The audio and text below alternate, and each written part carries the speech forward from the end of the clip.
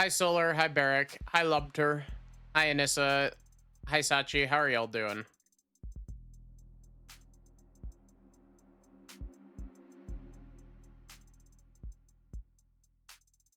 Oh, why am I rotated like 90 degrees? What the fuck? Ah.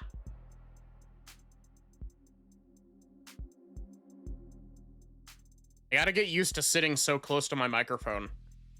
It's so weird. Ever since I found out that I'm supposed to be sitting like twice as close to my microphone,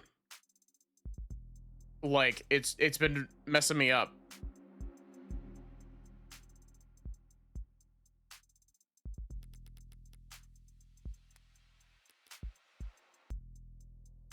It's Morgan Thursday.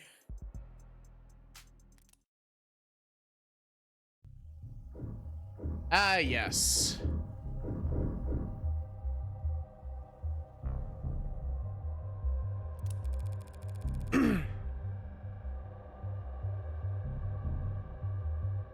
Says here that when the medics arrived, he was on the floor, face up. Does that tell you something?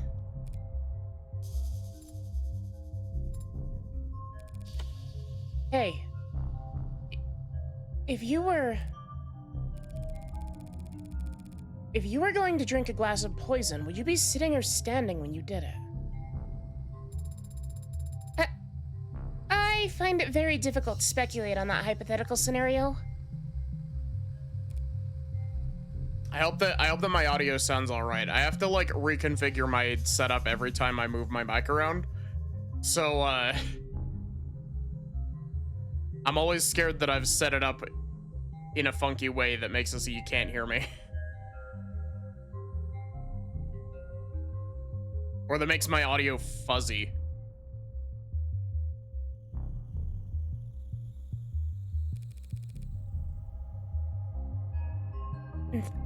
The seat by his body is pulled out. If he was seated when he lost consciousness, I'd expect to find him slumped over on the table. But he wasn't found slumped over. No, he wasn't. And if he had been standing when he lost consciousness, I would think he would have fallen forward, or at least collapsed less neatly.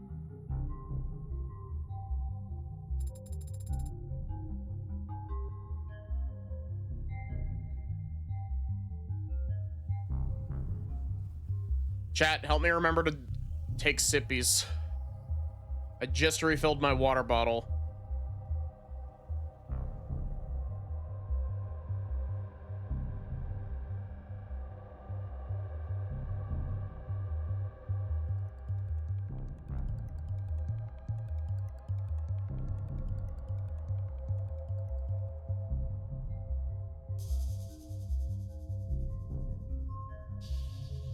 So, what can you conclude from that, Adonai?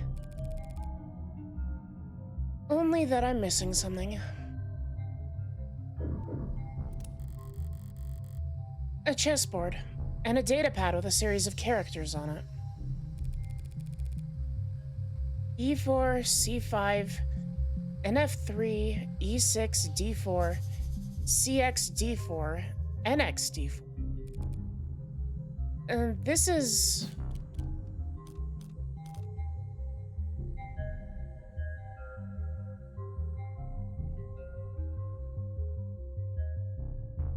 I guess would be a cipher, like the... Unless it's...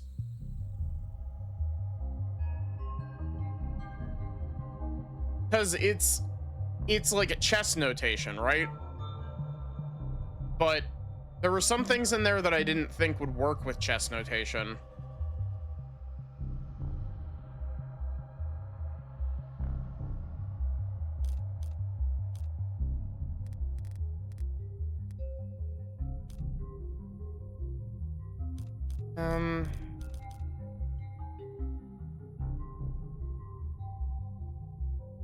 You know what? I know that at least part of it is chess notation, so...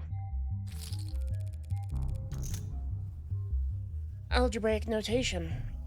Was he studying an old game or playing against himself? Black has checkmate in 40 moves. Wow, a robot that's good at chess. We ought to put you in a museum. But I'll take your word for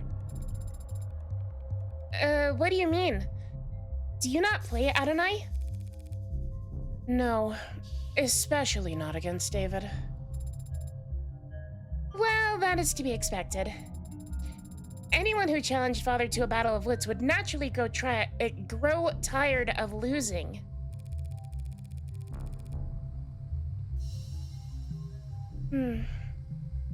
Every game starts the same.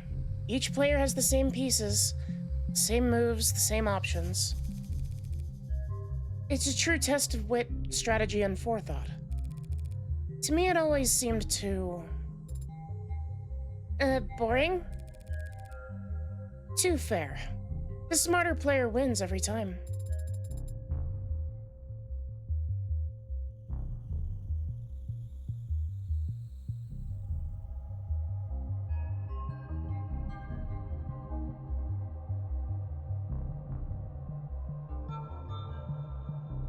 And that is something you take fault with? Of course. How's a gal like me supposed to win in a game like that?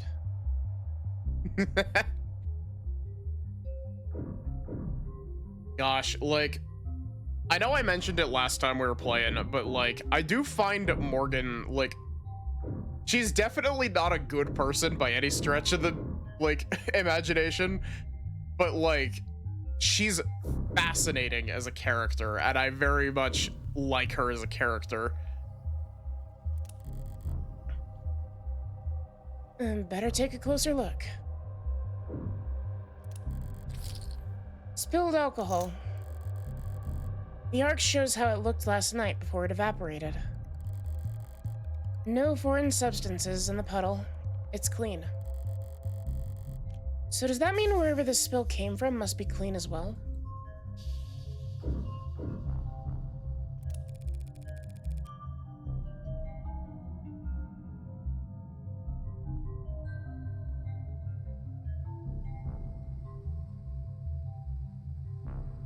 Password locked, but already cracked by the police, it seems.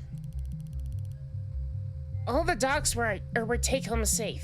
Nothing spicy. When was it last used? 7:48 p.m. Still reading work emails only a few minutes before he committed suicide? Morbid. There's a lot of messages marked priority that breadcrumb their way back to an article. Warm android blood saves soldier's life. In a stunning and heroic episode, one of our nation's brave soldiers had their life saved by a noble android, and in a way that no other competitor's product could. A brave private, name withheld, was wounded during a military operation whose exact nature and location is currently classified, bleeding badly and far from the nearest triage station. Triage? I don't know how this word is pronounced.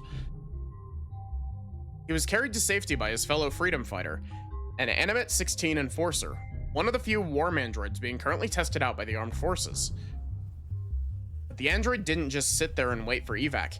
It opened up its own arteries and pumped life-saving UD, universal donor synthetic plasma, into the young man's veins, stabilizing him long enough for him to reach a military hospital.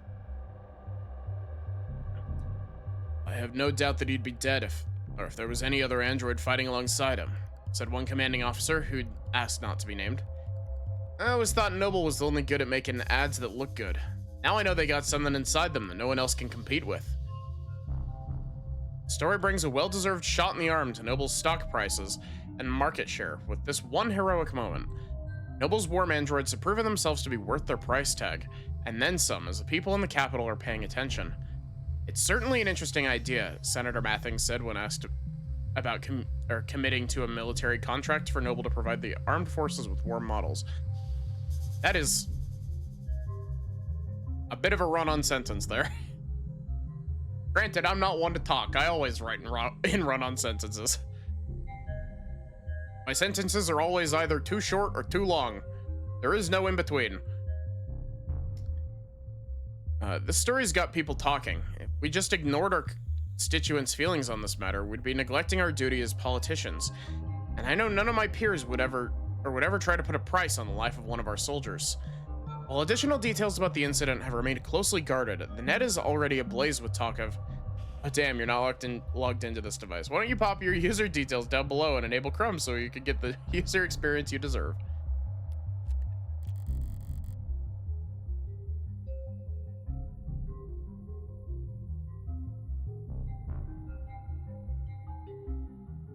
This is that article that I've seen going around. But why would Noble have it marked as priority? Sterling said they weren't in any rush to pat each other on the back over it. Even though they'd won themselves the real prize.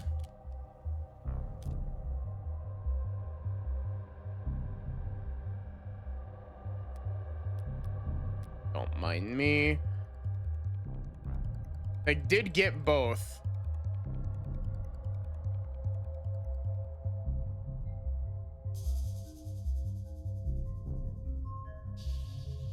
The please give us your credit card details stuff at the bottom of each article is so funny. It's also really funny because Valhalla does it too.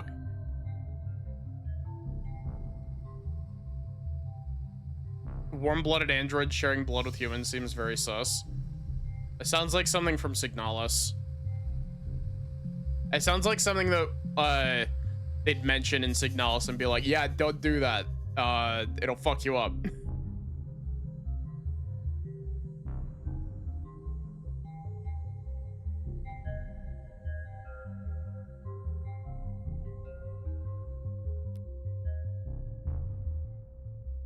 They did mention that in Signalis, kinda.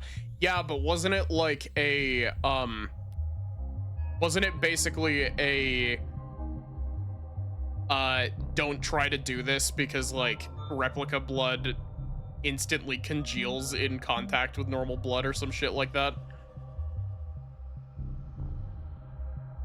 In an emergency, do not eat the replica. Yeah, because it's like, highly, it's like oxidant, right? And it can fuck you up really badly. I do remember that.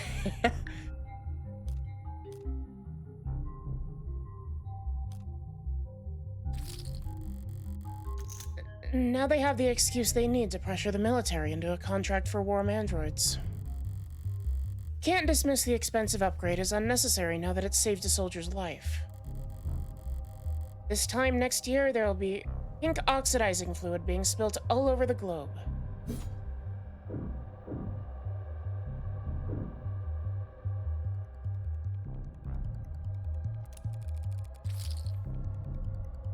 Rose River Whiskey, 12 years old. You recognize it?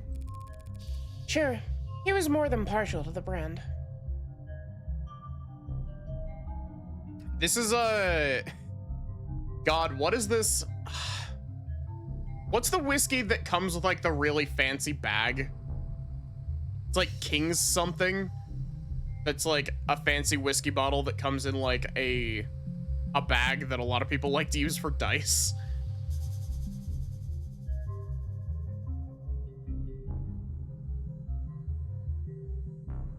Does anybody know what I'm talking about? It's a good brand. Only a bit overpriced. Which is the bargain of a lifetime in David's world. It appears that the police have already tested its contents. No foreign matter present, was their conclusion.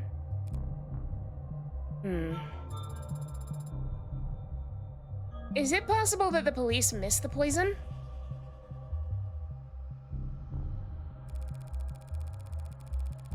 No. Even if they can't identify the poison, they can detect its presence by comparing samples of the whiskey to a bottle off the store shelf. So we can eliminate the possibility that the bottle of whiskey was poisoned. We'll have to find our smoking gun elsewhere.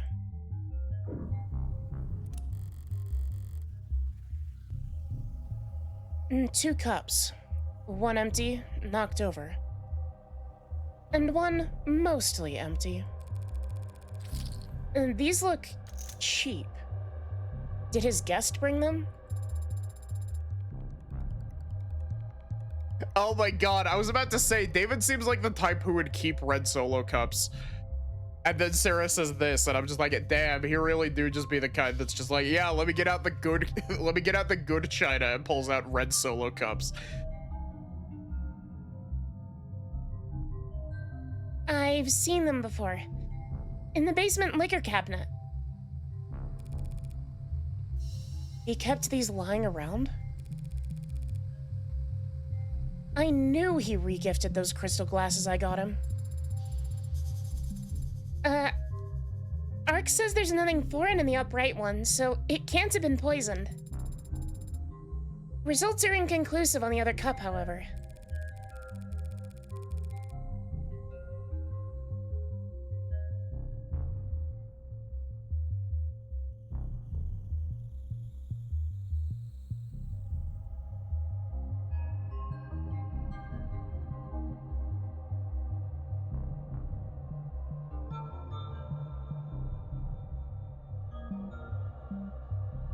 Man, I really should have done vocal warm-ups before stream today.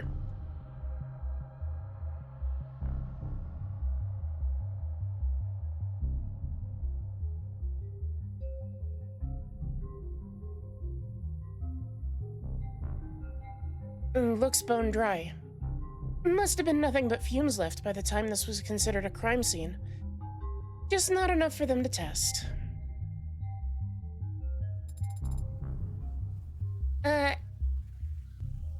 Inconclusive could mean... Inconclusive means inconclusive. That's all.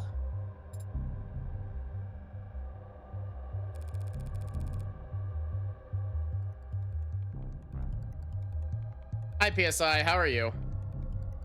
It's going pretty good. Cheer up and read me the results of the fingerprinting.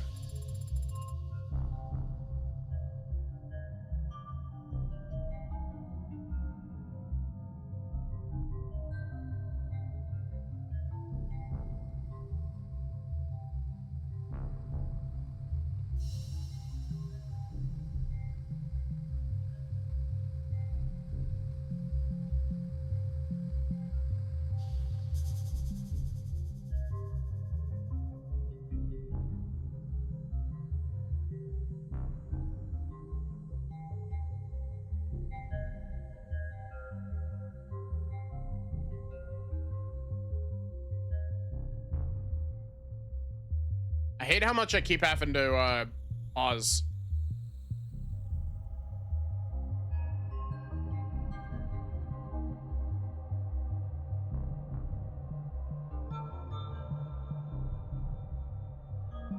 Father's prints are on both cups, as expected.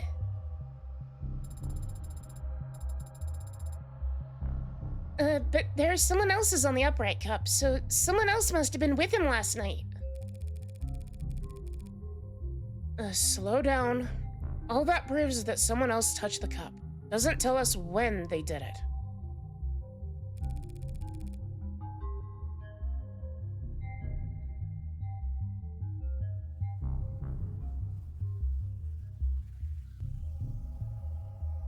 And since we don't know who the prints belong to... Adonai, why don't we know who the prints belong to? Are the prints flagged as unidentified, or... no. There's space for a name, but the field is black. Oh, lovely. Redacted information.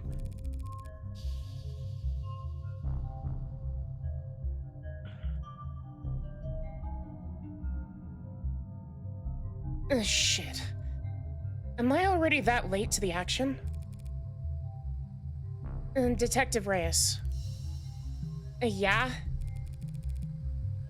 There's a second set of prints on the cups. Is there a form you'd like me to sign?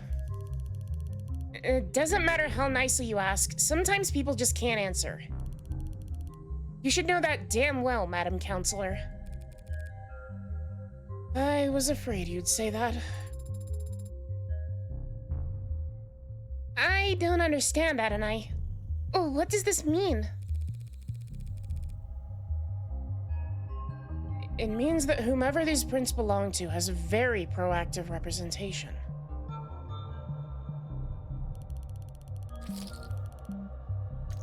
Those prints belong to a witness, as you've guessed. You're more than welcome to their testimony. But their identity is... the department is being very considerate of the witness's privacy, out of respect for their time and appreciation for their cooperation. Fine, forget the name. That easily? Subpoenas are always an option, but I'm short on time.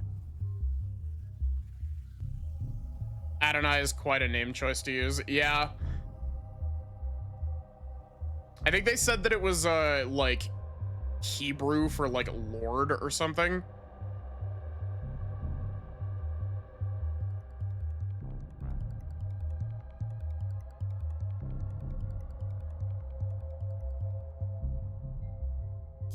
Sarah, use your hyperbrain to identify the fingerprints.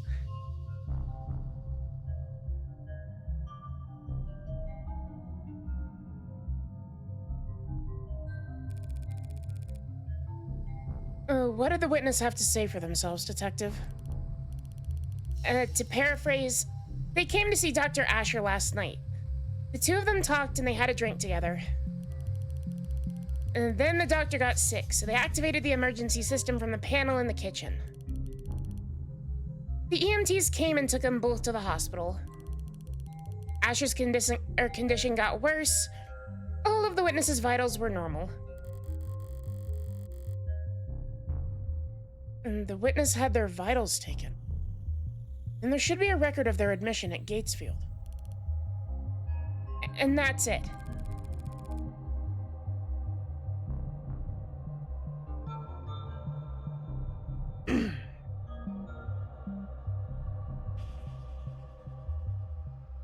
I'm guessing you didn't just take all of that on faith. Penumbra's set up in most of the rooms on this floor. Everything the witness told us was corroborated by the building's own surveillance system. So yes, we can guarantee that the witness never put anything into Asher's drink. 2.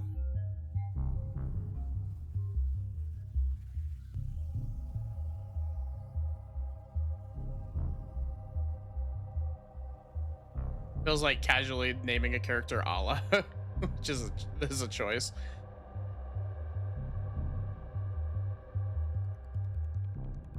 Yeah, this girl here, Sarah's an android, and Morgan is reluctantly kind of like, chat, how would you describe how Morgan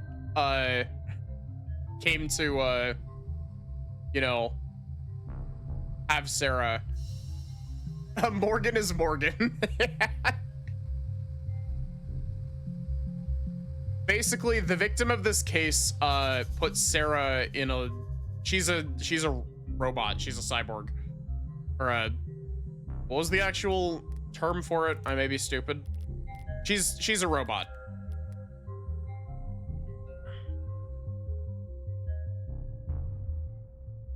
Morgan is murderer Phoenix Wright, and Sarah is significantly smarter Maya, but also very naive as well.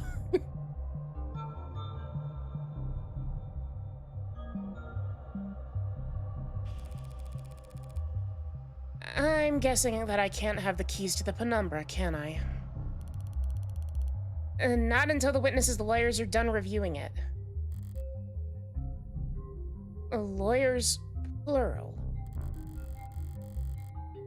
I don't have time to trade jabs with the law offices of Johnson, Johnson, Johnson & Johnson.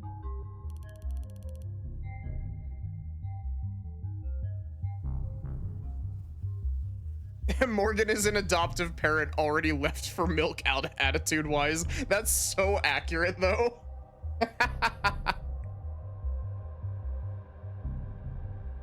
Say, how about I give you their business card? The law offices of Kochler? Gustav Prince and Prince. Was close.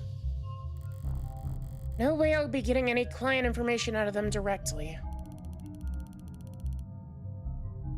If all of you bloodsuckers want to get together and tear each other apart, text me before you start.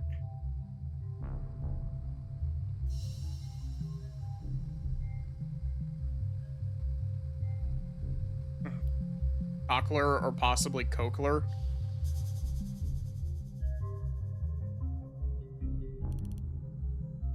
I'd like to watch. Yeah. I bet you like to watch. Jesus Christ, Morgan. What? What does that even mean? I don't know. Needed a moment to think.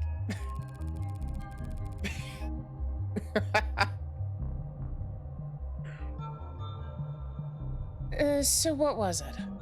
One chat, one peek at the cams, and you've already eliminated them as a suspect? Look. They were searched, they didn't have any poison, any drugs, not even a stick of gum. Even if they somehow did have poison on them, the camera footage confirms they had no opportunity to use it.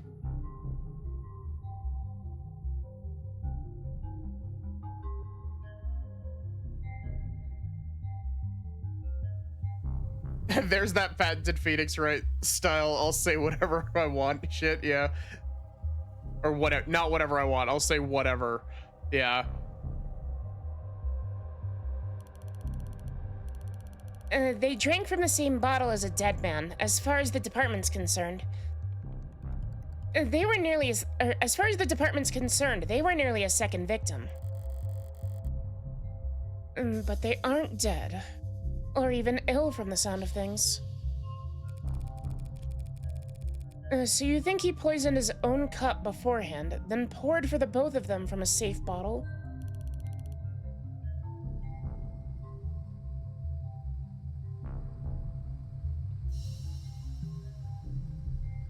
That's what the evidence is telling us. There's nothing in the bottle or the witness's cup.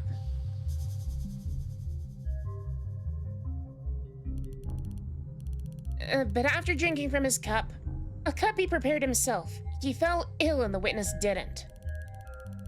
And Asher died with a foreign substance in his body. An unidentified foreign substance. A suicide by poison. I get that you were close, and simple explanations aren't all that satisfying, but that's life. One last thing. You just said he prepared his cup himself. And did you see that on camera? He left the parlor to get drinks and came back with his already poured. And the witness says he got them from the basement. And the witness says that, not the cameras. There's no cams in the lab, or the basement. That seems like a security hazard. Why would Noble not set things up more carefully? It's intentional. If cams of his lab ever got hacked, outsiders could steal his IP and kick Noble's monopoly to the curb.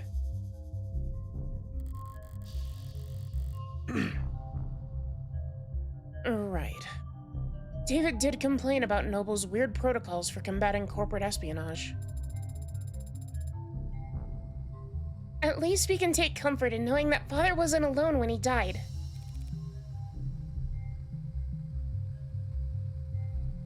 Yeah, that's worth investigating.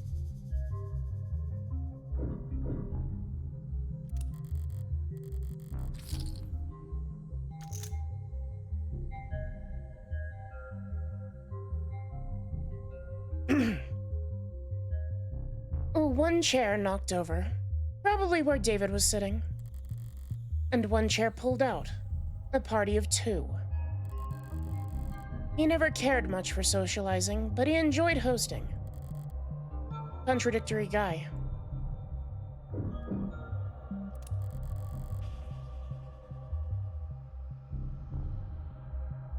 Police androids monitoring the scene. Could almost mistake them for the real thing, the way they stand there trying to look important. Like an indoor dog taking its first trip to the park. Pardon? Why are you looking at it like you've never seen an android before? Because I haven't. In person. David didn't even let you have a mirror? Brutal. Just scan its... I don't remember. I think it was Jin. Just scan its gin if you're that curious. Unless that's considered too forward or whatever.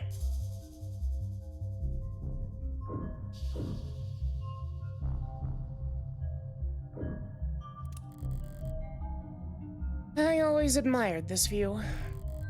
The buildings gleam with reflections of holograms in sunlight, and their shadows obscure all the rundown, rotting parts of town. Maybe the view's secondary.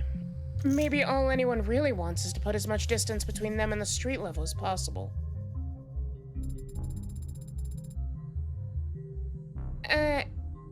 Is it possible that a witness could have seen something through these windows? Not through these windows, no.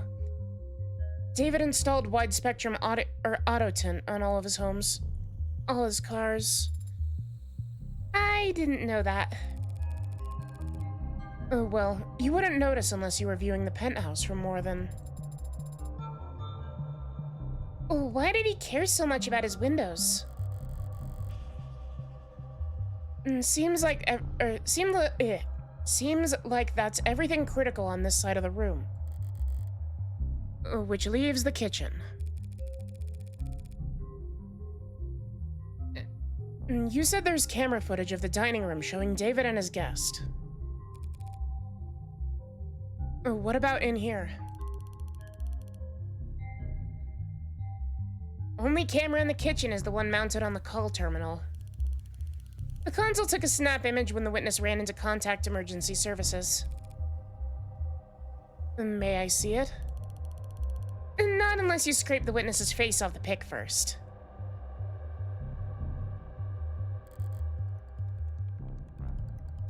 Don't tempt me.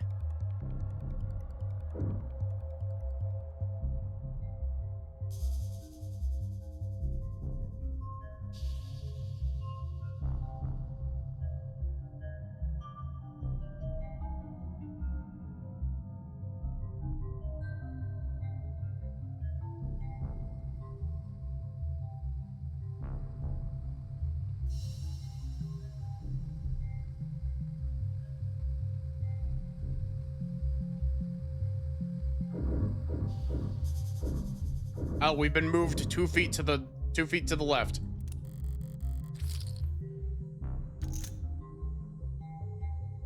Three unwashed dishes and a single glass. Reyes, these dishes haven't been scanned for prints yet.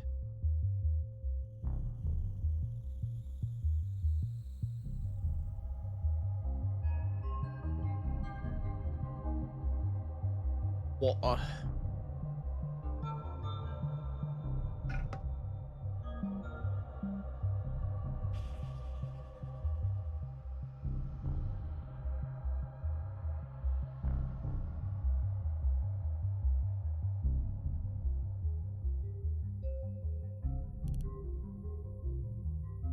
And I just assumed you might want to do your job. Yeah, they're prints. Most match the victim. But there's also Huh.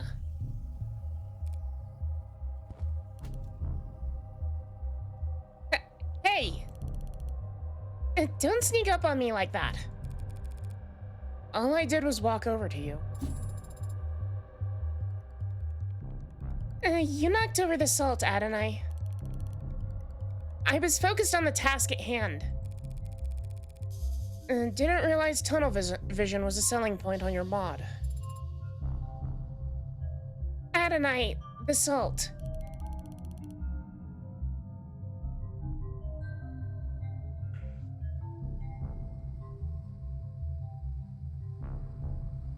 As I was saying, the witness's prints are on that glass. That glass in the sink. They were drinking from cups in the parlor. Did you see a glass on camera? No. So when did they touch this glass? You need to toss it over your shoulder.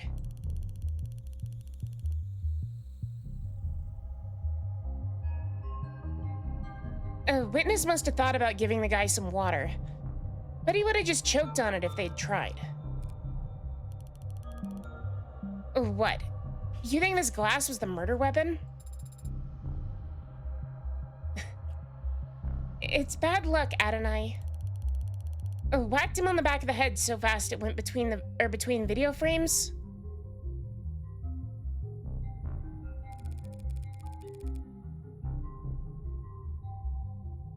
That's genius. You should go through the footage frame by frame to prove your theory.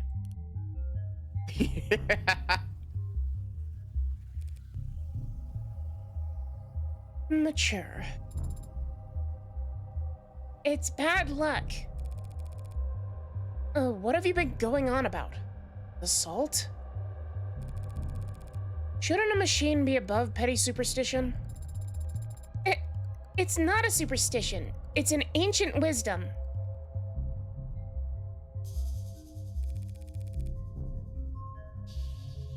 Give me one logical reason to care, then.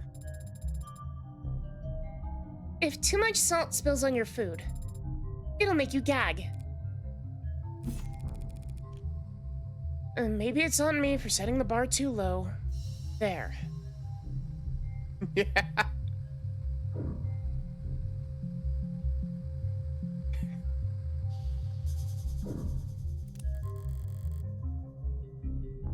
A messy workspaces, but a pristine kitchen. And David was a good cook, but only for others. Unless he had a guest, he'd happily eat instant ramen and protein bars for all 3 meals. Or 2, or 1.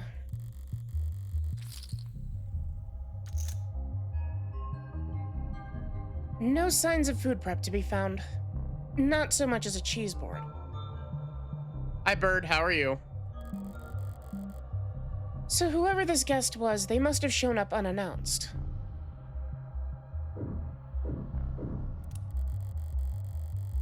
In David's fridge.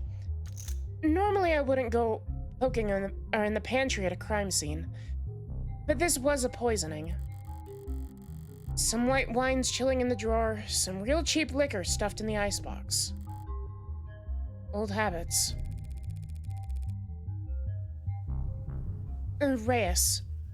You said he left the parlor and came back with that whiskey from the basement. Huh? That's what the cams show, yeah. It's going pretty good.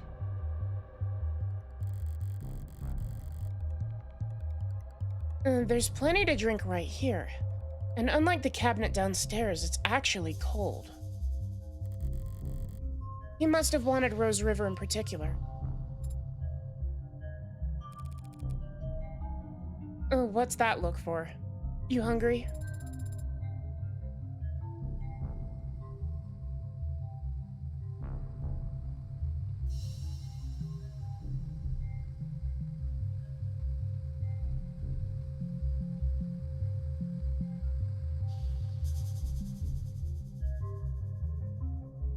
I am an android. I do not get hungry. Are you being sarcastic? Only mostly. I thought you said you required organic nourishment.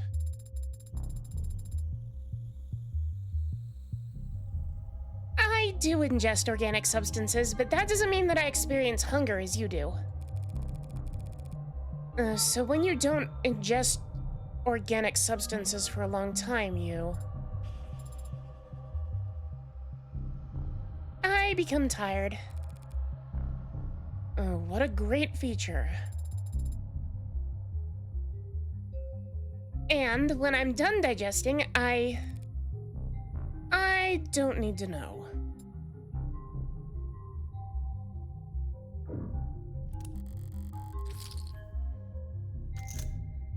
This is where the emergency call was made. What time did the call go out? 8:04 p.m. Before you ask, the witness left the parlor at 8:03 p.m. And not enough time for them to alter the scene.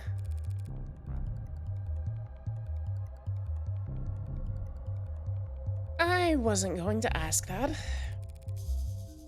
When did the medics arrive? 8:08 p.m. Remember? Hell of a response time for a penthouse.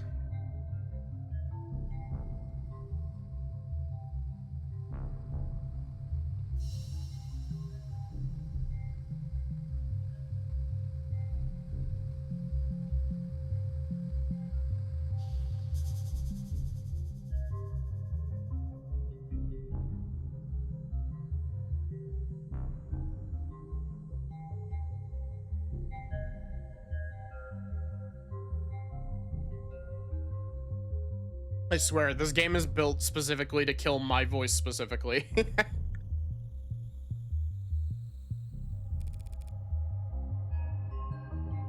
Private EMS came by air? Yeah. They landed on the VTOL pad you saw outside. Took him to Gatesfield. And the very best, if you can afford it. Looking around here, seems like he could afford a lot. He got his insurance through his employer, just like most people.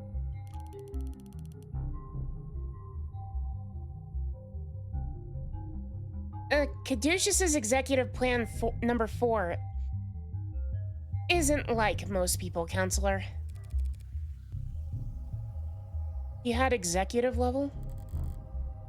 And not like most people at all.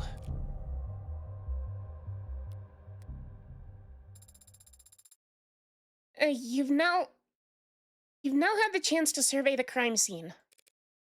Yeah. So do you think you know what happened? Detective, is his body still at the hospital morgue? Yeah, he's at Gatesfield. Along with the 100 noble Megs who've all called dibs.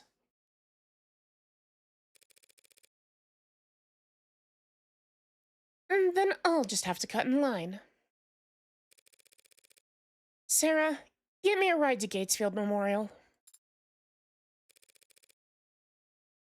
What? You can do that, can't you? I can. But I need your payment information to get started. Yeah? Okay. Understood. On my way down. Got it. Sync complete. Set pickup for 10 minutes should be plenty. The crowd down there seems to have gotten quite large. 10 minutes to meet the pickup spot may be an ambitious target, Adonai. How bad can it be? I can't wait for the cut to the next scene. It's just like, oh my god, that was awful.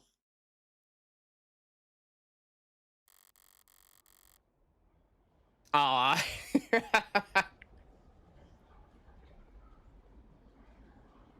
As I approach the lobby's exit, the building's soundproofing begins to fail. The crowd has gotten bigger. Oh wait, I thought we were cutting to the I thought we were cutting to the hospital. We're not.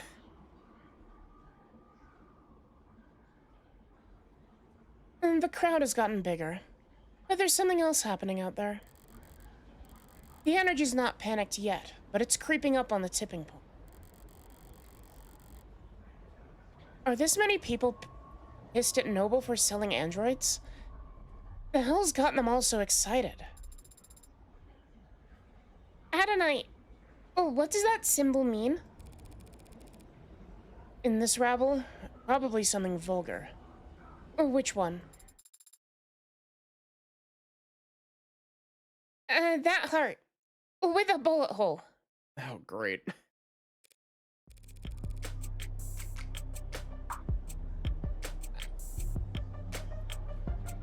I don't know. It's probably nothing. Based off of net associations, it appears to be a symbol for the heartbreak killer. That doesn't make any goddamn sense. Why would that freak have a symbol? Or a following? Or these... whatever these people are. Hi, Zapdos. And why the hell would they be outside David Asher's apartment? Noble's trying to cover up the truth. They are?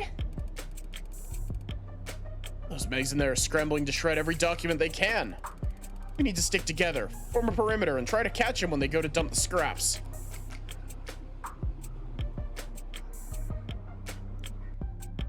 Sarah. What are you hoping to find?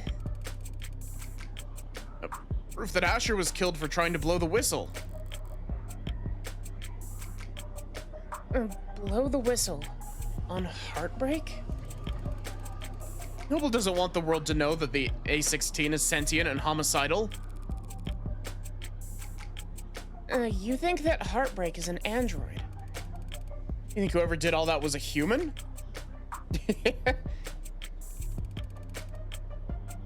Noble's advanced prototype went amok and started killing. Started killing random people? Don't be a lamb.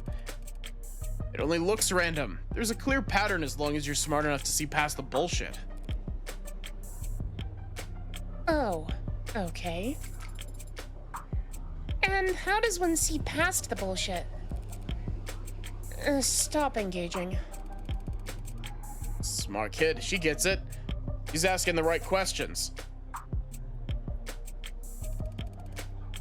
The hell are you talking about? No way those victims weren't related. It's gotta be deniable ops. Deniable ops.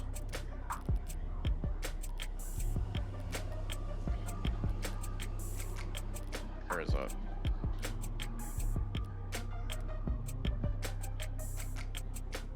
Deniable is a fictional classification for clandestine state actions that need to be taken responsibly for because plausible deniability and military disinformation efforts create enough confusion that every party involved, even the victims, can spin the outcome to suit their own needs. Ah, okay. The questions about why supposedly explosive events are never reported on through the media or addressed by the world governments. Also commonly claim that deniable ops make ample use of private military contractors in order to further distance governments from the political ramifications of their military actions.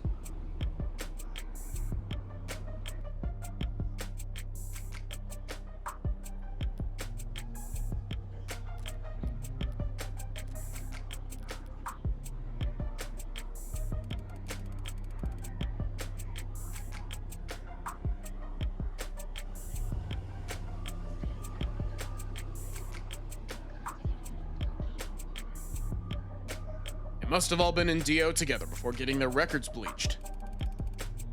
As soon as they've outlived their usefulness. What are you, nuts? Everyone knows that the first 6 HK got to were the 6 prototypes that came before him. Or am androids so perfect no one could tell the diff? Bullet to the heart's the only way he could kill those those other over-engineered freaks.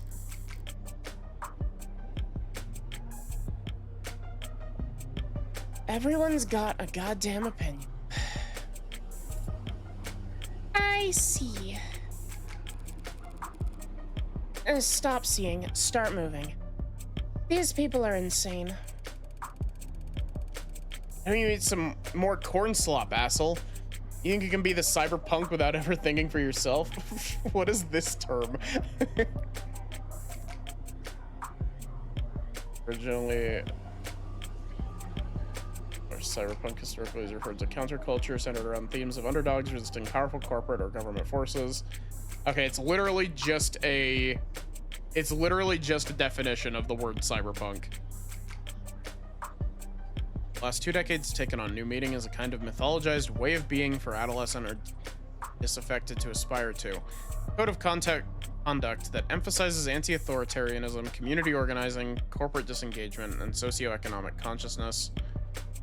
The so-called singular cyberpunk has become the 21st century man without a name, a wanderer without with their own rule of law.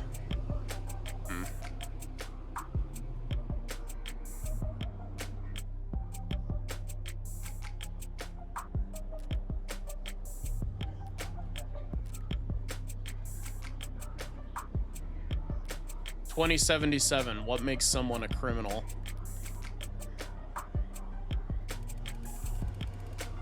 Think it's a coincidence victim number 6 was working on hardcore crops?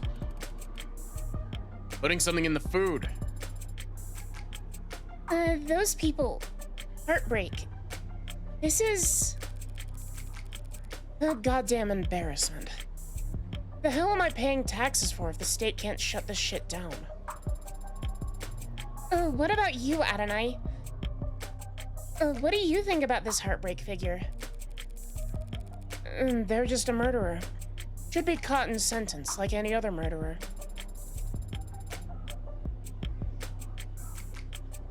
But they must have some reason for doing such terrible things.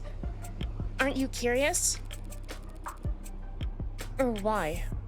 Are some reasons for committing murder better than others? They might have experienced trauma or abuse. They might have... Millions of people experience trauma and abuse every day. Millions. And yet there's only one heartbreak.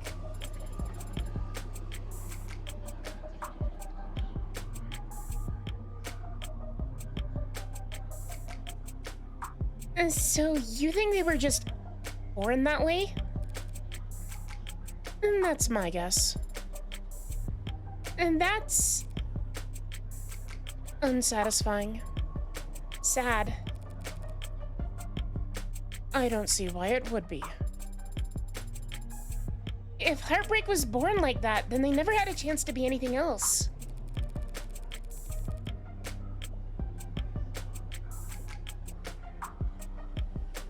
If heartbreak was born like that, then none of us normal people have to ever worry about turning out like them. That kind of predestination. It means they never have to take responsibility for what they are. And the state can make them take responsibility. As soon as they catch them. You make it sound so trivial. They're a very dangerous serial killer. Just a serial killer. Just?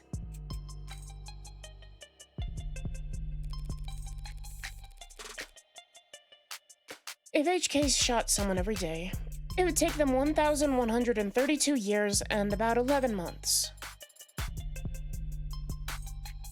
In order to have killed for...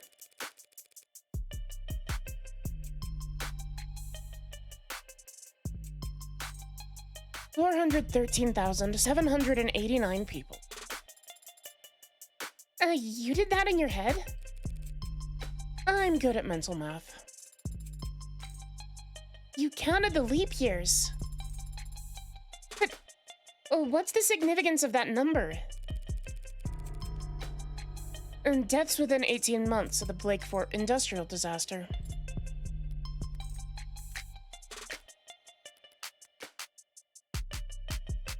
Currently limiting traffic related to this particular search due to a large number of edits coming in from net addresses outside your country's borders. Yeah. Lovely. Oh, cool. We don't get any information about this.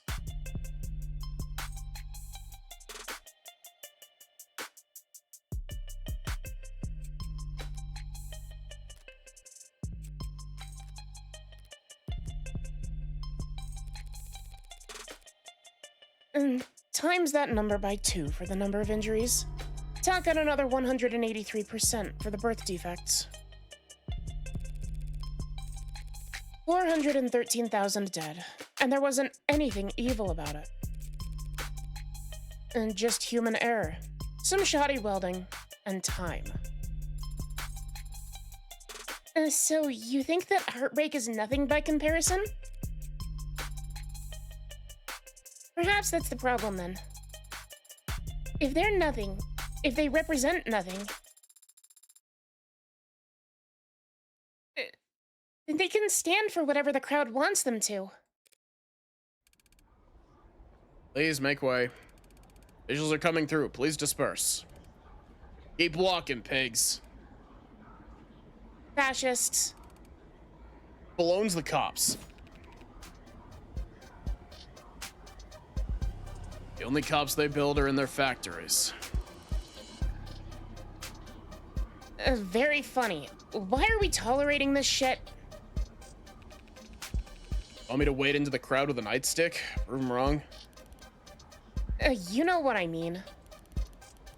We're the only people in this city trying to do some goddamn good, and they're all just...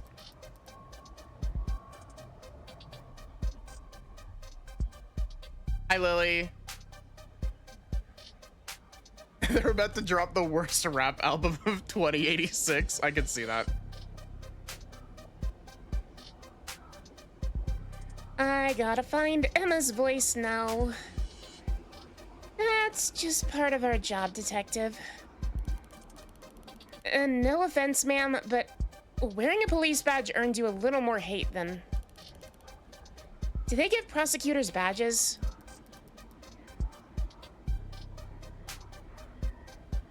I have an ID for the parking garage. Does that count? Depends. Do you ever hesitate to wear it in the open? Oh my god. This art of Morgan is so good. Holy shit.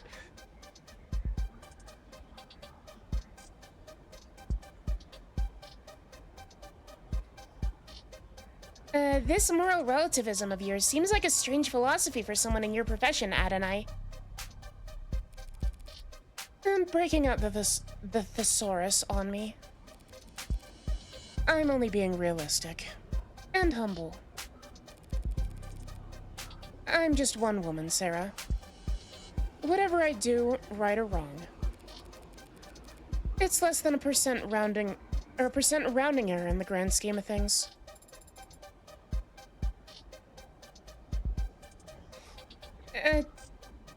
Do you tell that to your clients? No, but they come to appreciate it when I win. I don't mean cops in particular. The same deal applies to anyone who works for the state. The terms are stark, but the ink dried a long time ago, and we all agreed to them.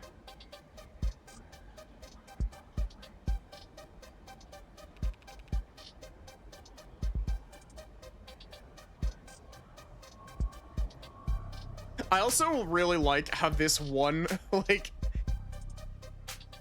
like these two over here are like pretty, like these two are very much on model. London feels like decently off model from this pose. And then Morgan is drawn like a fucking cartoon villain over here, and I love it.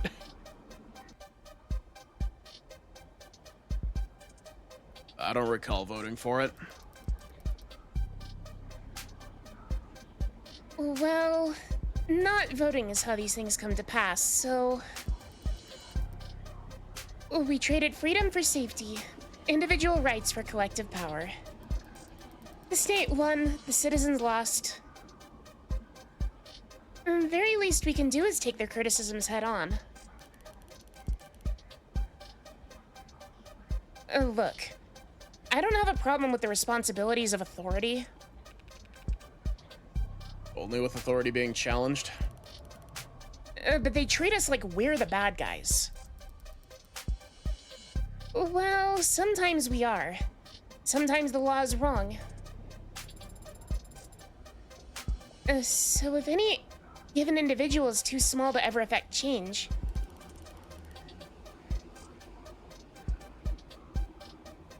so the public's gonna hate us no matter what we do. And if corporations and governments will trample over people the same, regardless of their character. No cap. And if we can't even be sure we're doing the right thing, what do you do, Adonai? What the hell do we do? I think it's pretty simple.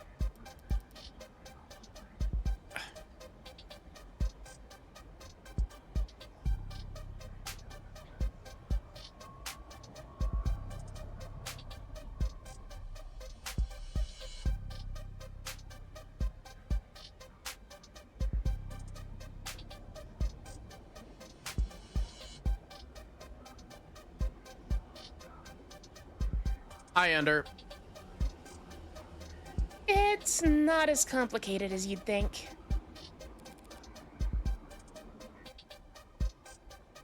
In times like these, in a world like this, the only logical way to live is...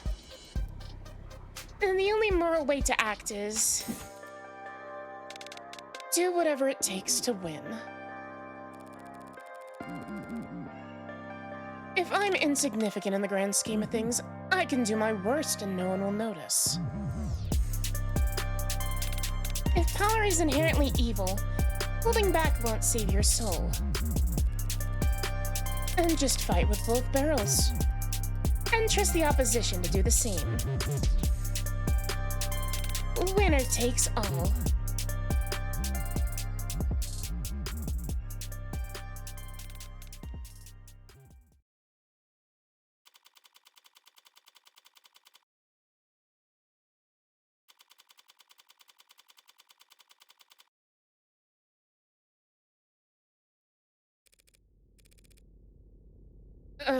Thank you. You're a lifesaver. And the next time that Brightzilla texts you, just turn your phone off.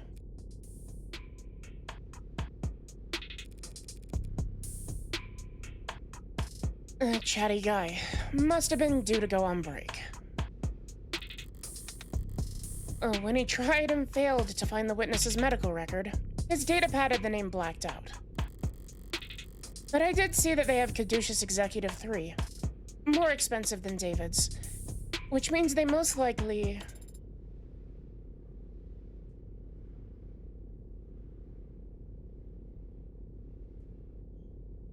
Ugh.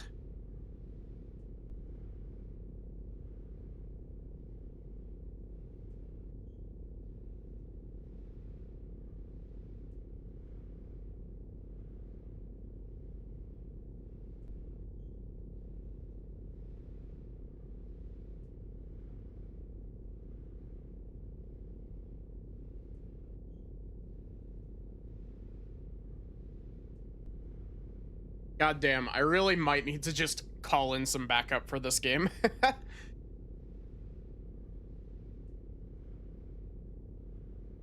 How did you do that? You need to hold the button to get the doors to close faster. Mashing does nothing. That's not what I meant.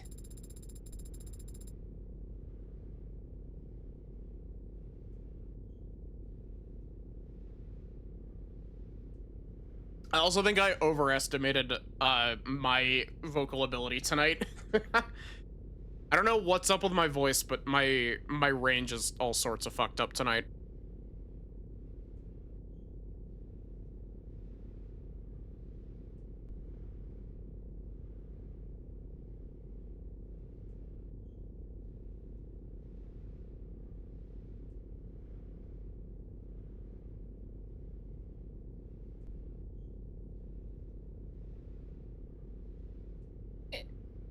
There were so many others who arrived before us. How did you get us down here so quickly?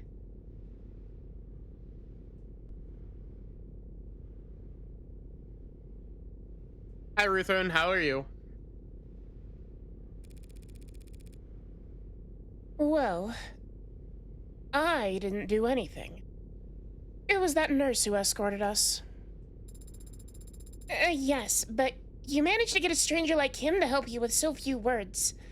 So little information.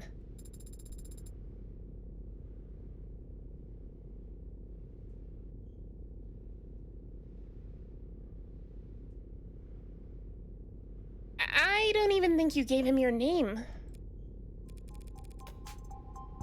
Haven't you heard of the Golden Rule? Of course I have. Treat others how you want to be treated. Wrong. Treat others how they would want to be treated. He wanted someone he could vent to. He wanted someone to pay attention to him. And he wanted to feel appreciated. Which meant he'd be eager to help given the chance.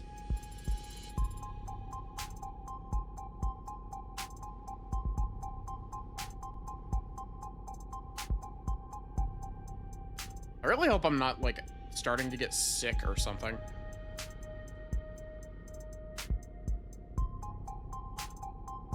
Even just reading someone's mood is quite difficult.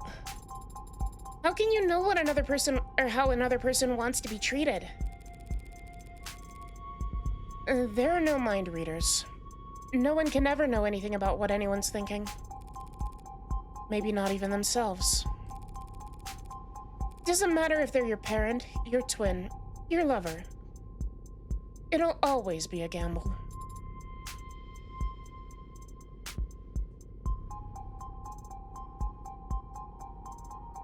It's not even like I've burnt out my voice. It's just like a whole bunch of my voices aren't coming out right tonight, and I don't know why. That is not a very comforting sentiment.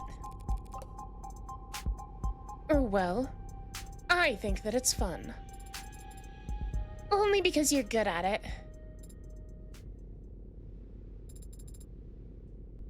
How did you get good at it? Same as anything. Observation and practice. You must have been observing and practicing for a very long time then.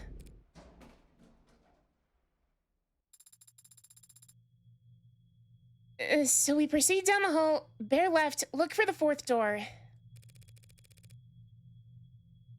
I'm gonna open the one that says morgue on it. Oh my god, this is a great design.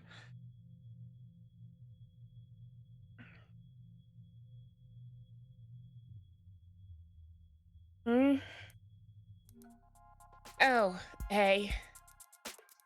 Come on, don't stand out there in the cold. Wouldn't be accurate. Sorry about the chill in here, but I run a little hot. And you can see my roommates never complain.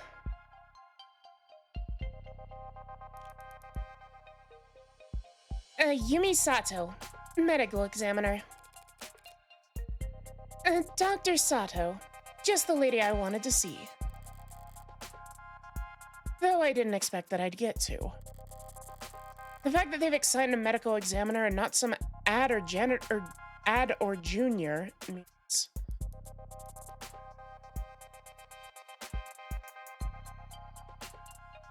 She's got big,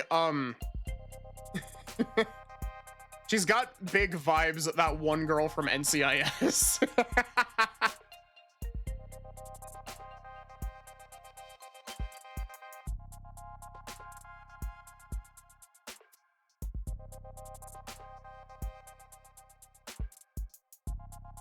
She is a poison type gym leader.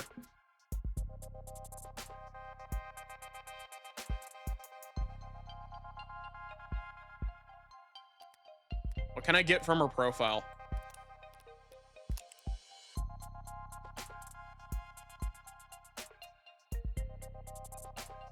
Medical examiner, likes accessories, reality TV, palm reading. Dislikes social media, dress codes, ebooks. Also dislikes ebooks. I think this is the second person that we've met that doesn't like ebooks.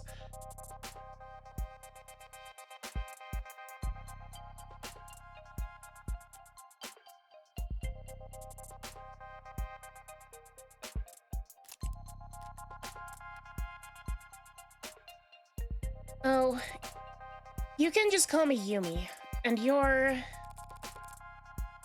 Morgan. I represent the deceased. The deceased? Oh, the deceased. Asher D. Oh, wait, really? That's weird. I thought this time slot was scheduled for a group of noble PR people who...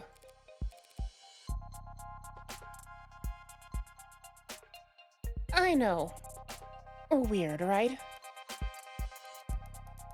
Well, what the hell do I know?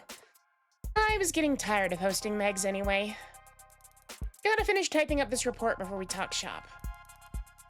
But in the meantime, feel free to make yourself at home.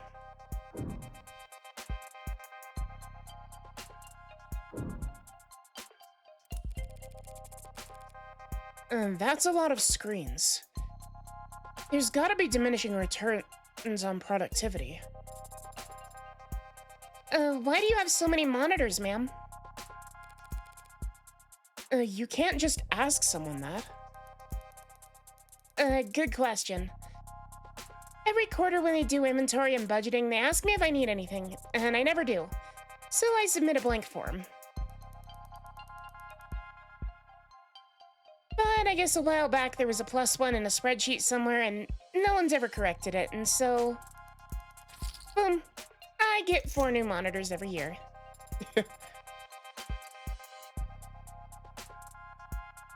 Do you run out of things to use them for? Sometimes, but this year I've started running 2 dramas at once when I'm doing Wrote? Wrote as in, like, written. Right? Am I being stupid?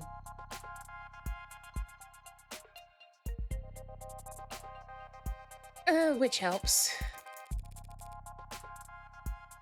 Watching 2 televisions at the same, or television shows at the same time helps you do rote work. The things you can do with that many monitors. I don't have this many, but I do have 3.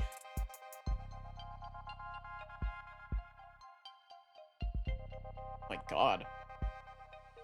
It's definitely not going to pick up on my mic because of my, like, the type of microphone that I have, but it is getting very loud stormy outside. It might pick up while I'm talking, but it's like raining and thundering outside really loud.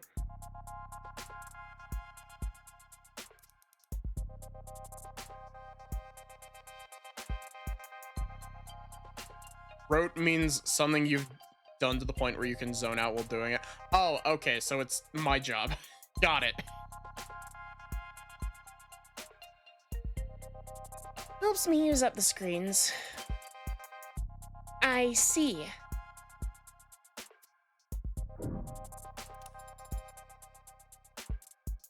Are these all the dead bodies?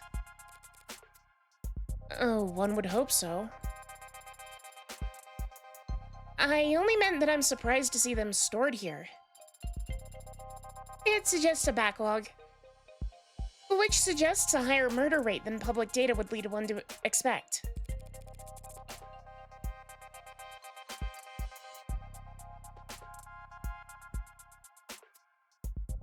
And do you only examine bodies for the police, Doctor? Oh, I wish. Nah. Most of my job involves confirming COD on natural deaths for insurance adjustments. Insurers want to blame the mod for failing. Mod makers want to blame the stiff for not exercising enough. Family says company insurance plan would pay for mods, but not a gym membership.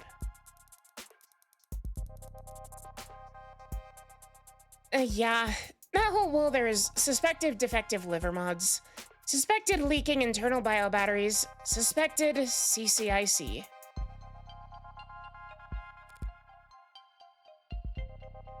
CCIC? Climate change-induced complications. You can prove that climate change contributed to an otherwise natural death?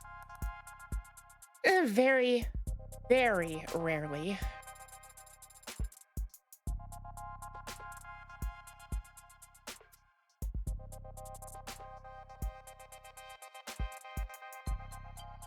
I like that she's got, like, either a mechanical arm or a glove or something that's got, like, claws on it.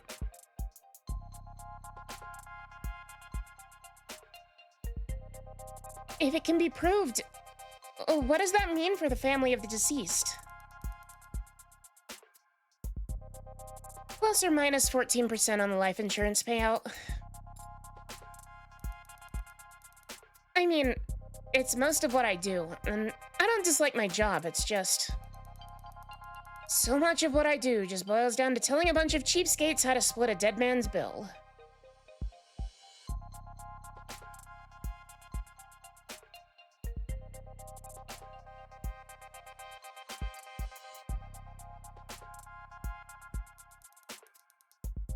It's enough to make homicide feel like a breath of fresh air.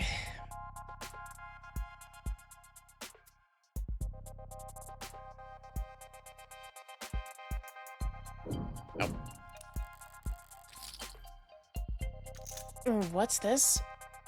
The hospital's getting renamed. No. Guess it's some other hospital that got snapped up. Hospital renamed to thank Icaria family.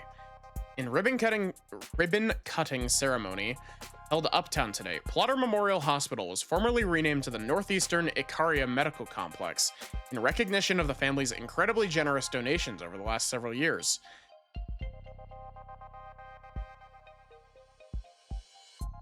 It's the latest in a string of philanthropic efforts by the family to result in a name change after they paid for the renovations to the orchestra hall and the retrofitting of what used to be known as the Scout Arena. But it wasn't so long ago that the Icaria were better known for drawing blood than donating it. Back before the 50s, they had a fearsome reputation for cutthroat business practices that had their business rivals going so far as to accuse them of involvement with organized crime. After the founding of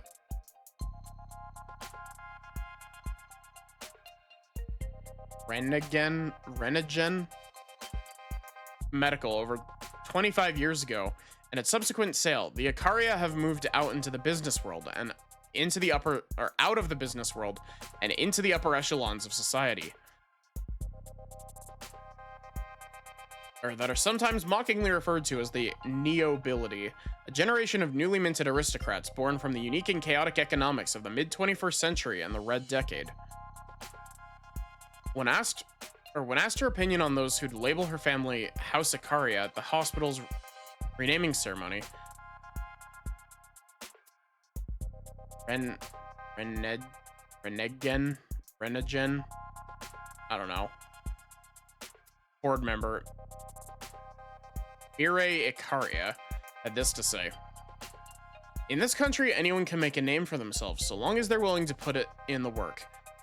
Mock the new money all you want, but the truth is that success is all about reinventing yourself, and the only ones uncomfortable with that are working hard to print out the rest of your article character by character. It's tough work, but we'd be able to go about it a lot faster if you'd leave a tip." Yeah.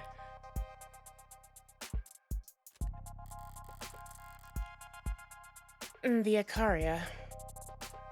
Guess they weren't always in the same line of work. Now they're plastering their name wherever they get themselves, or wherever to get themselves a new image. All the neobility are eager to prop up their image wherever they can. But that must go double for the Icarias. Assuming the truth of their criminal past is anywhere close to the rumors. Is she finishing up over there? Right. Okay, so what's up? Gosh, the more I look at this design, the more I'm just like, damn, I like this design a lot.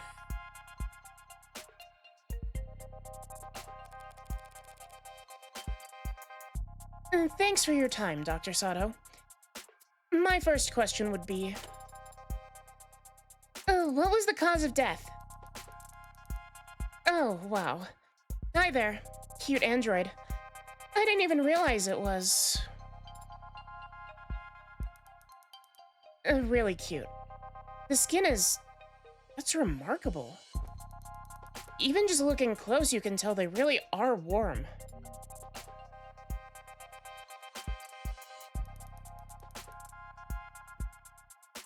Still not quite human body temperature, but they've come a long way. The early gens all looked flushed. Felt like they were always running a fever, and they ran like it too. Even 2 years ago, the average warm android only lasted.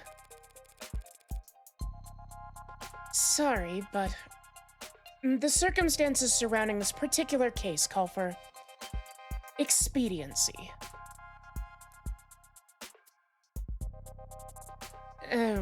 Right. So what can I tell you? Were you able to determine the cause of death? Well, cause of death? Sure. We got that much figured out at least. I really hope that this is a different enough voice from Morgan's. Why doesn't that sound particularly reassuring? Dr. Asher died of respiratory failure. Not enough oxygen in the blood. Not enough blood going to the brain. Root cause being widespread depression of the central nervous system.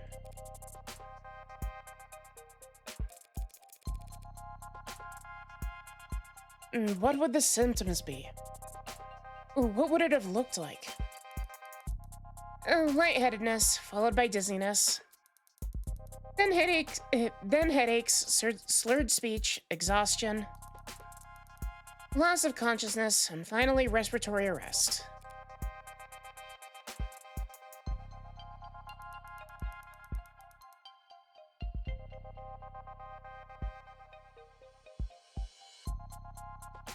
Report shows that the EMTs tried intubation, then resuscitation through electrical stimulation repeatedly.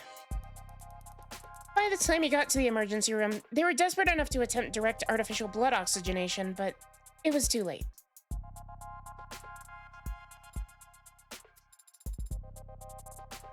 And you're certain of all this? Oh, well, most of it, sweetie. Most of it. Yeah, it's turned into quite the puzzle, and I'm used to having more pieces to start with.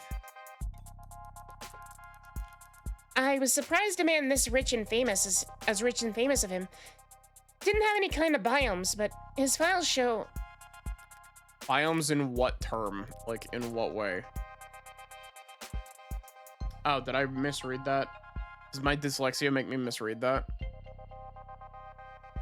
No, I didn't misread that.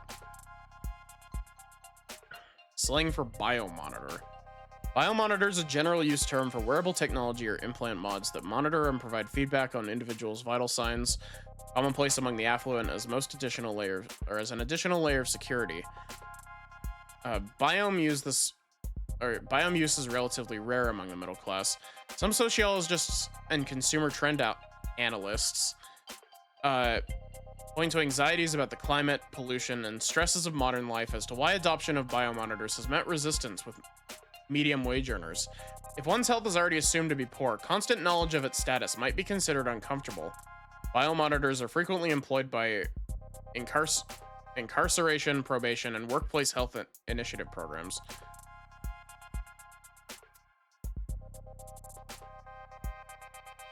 You know, funny enough, actually, uh, my mom kind of has one of these.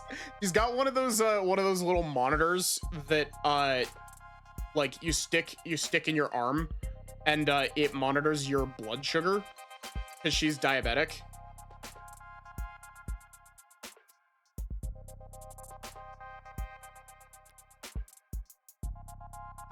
She's got a app on her phone that helps her keep on top of her blood sugar.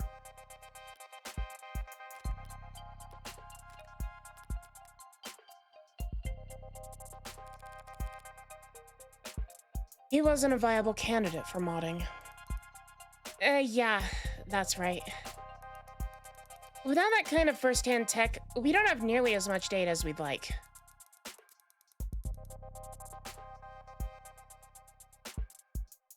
But he was extensively monitored from the moment the EMTs arrived. We're very certain about our conclusion.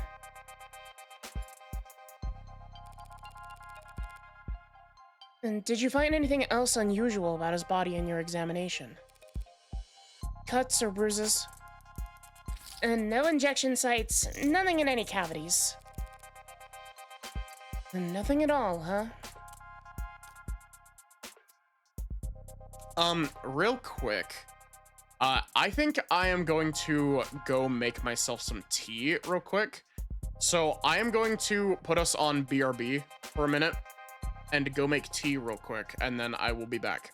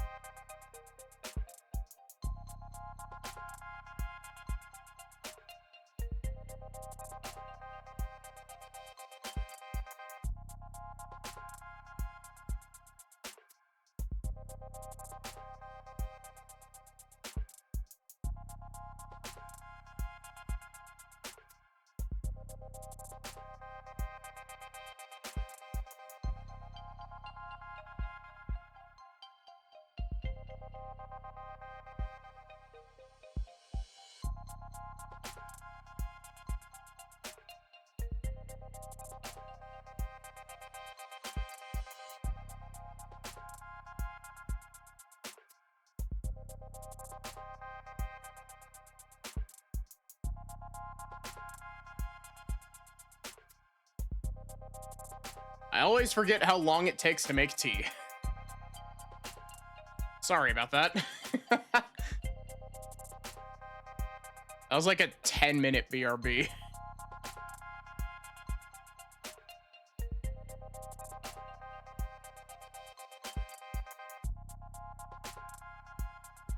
Tea has been achieved. And it is still slightly too hot. The police mentioned a talk screen. Yeah, that's the thing. They ran a talk screen when he first arrived. Typical diagnostic intake procedure. Based on the emergency call, they figured he must have overdosed on something, but the talk screen gave them nothing.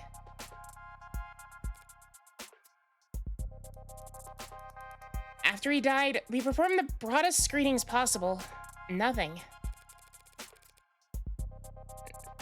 So, were you forced to conclude that this was a natural death? I didn't give up that easily.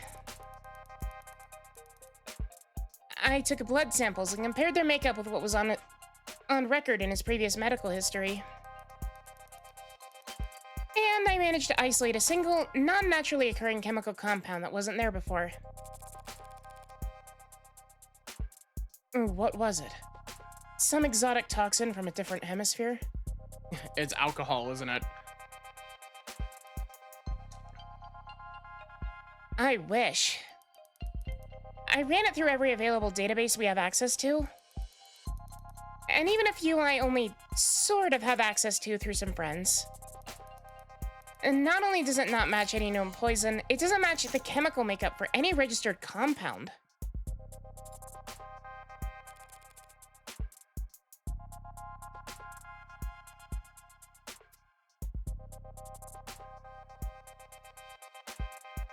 So a designer drug, huh?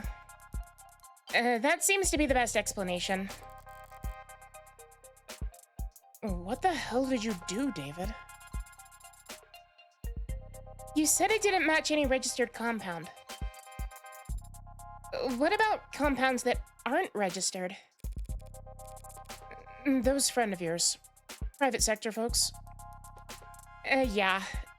In pharmaceuticals. If one of them patented a new compound, a new drug, what would keep its formula from going on the record?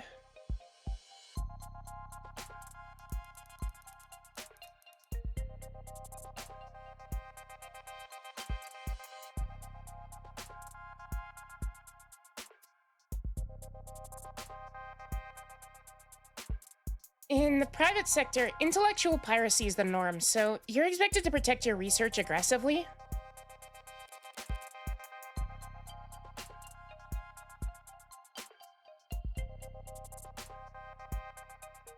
Patent first, find a use later. Yeah. A patent would have to at least describe your compound in brief, but depending on what country you file in, I've heard it may be considered prudent to keep the actual chemical makeup off the record. Smart. Using international IP law is your own personal minefield. How so? Whenever you're ahead, patent as much as you can, as fast as you can. But bury the formula so no one knows where it's safe to walk. Anybody small and ambitious comes along, find a new drug that they're excited about. You flip up your card. Let them know you came up with the idea years ago. And you'll give them a death by 1,000 court dates if they so much as blink.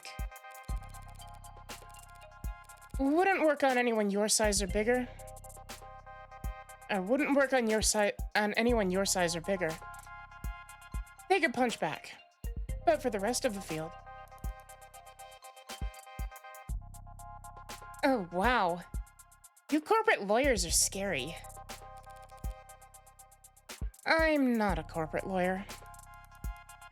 So you came up with that strategy just now? So it's possible that this poison is actually a known substance? Something that the hospital could have easily identified.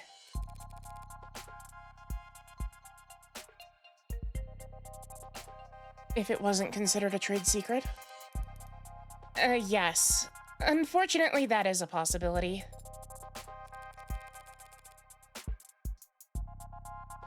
Still, just because a drug is new, that doesn't mean it's original. Does the effect that this compound had remind you of any other drug?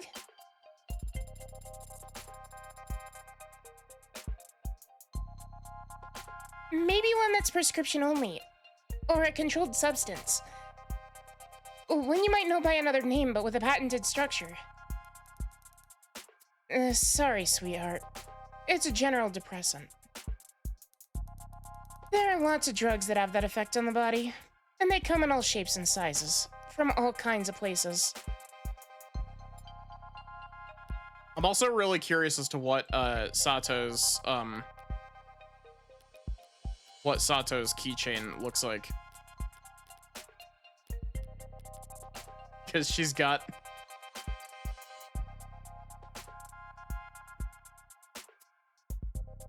I do really want to see what the Emma one looks like, but it's too expensive.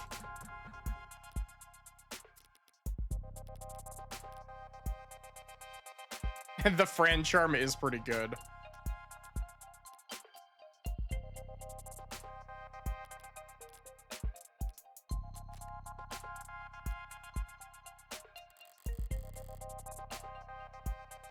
If the effect was unremarkable, what about its strength? Could you estimate how much of this stuff he had in his body, all told? Not precisely, no. Not without detailed knowledge on its half-life, but I'd guess it must have been about 20 milligrams? Is 20 milligrams a lot? Not for a medicine. So this wasn't just an overdose of something relatively harmless, then. And no, not if 20 mil was enough to crash his entire nervous system.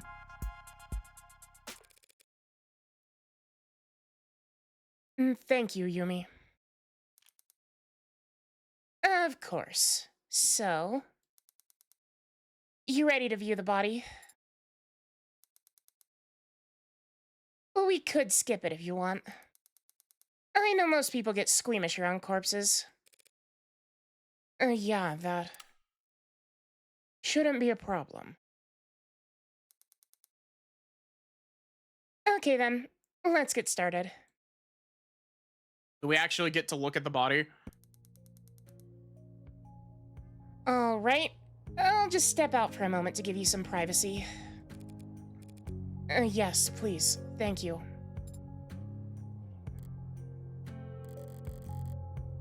The last time we talked was on a Sunday. You were complaining.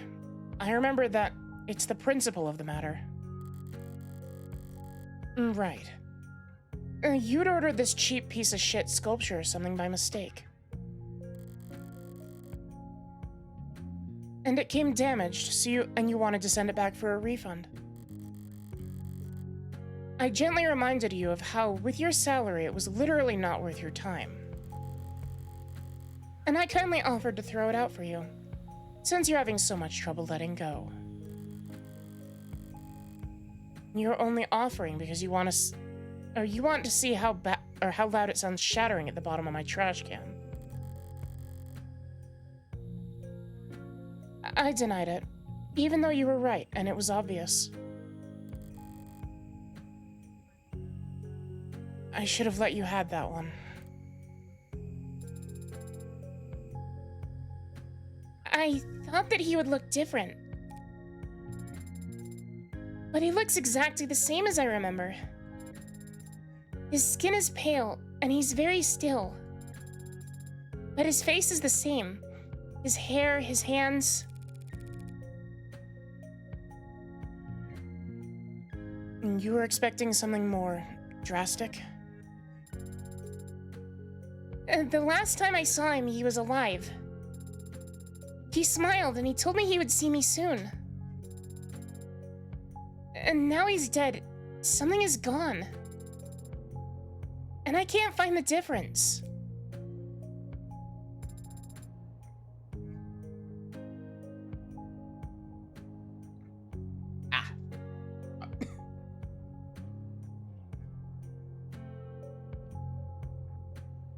I'm trying to look harder. But I think I might just not be capable of it. And I wonder why.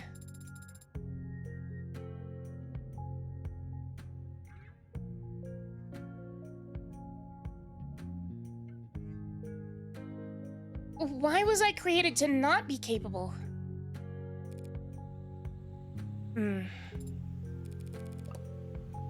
Could be an issue of skill. Or maybe it's not something that can be seen, no matter how hard you look. But it's there. I guarantee it.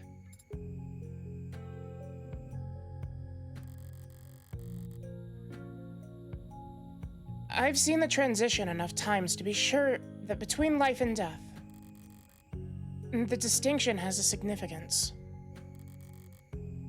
To the dead, at the very least. You're going to smoke here? Now? I'll pay the fine. And that's not the issue.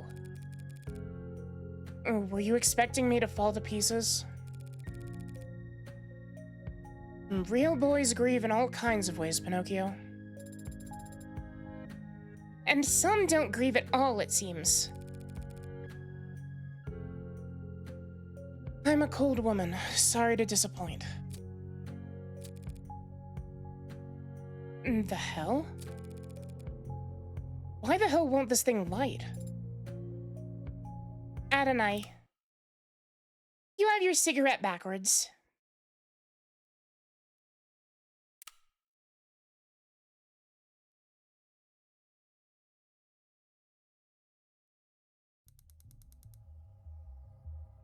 All right, that's back into cold storage for him, so... Need anything else? Can you send me the chemical makeup of that compound you isolated? Sure. For what it's worth, let me just... It's got carbon, nitrogen, oxygen, hydrogen, with hexagonal structures.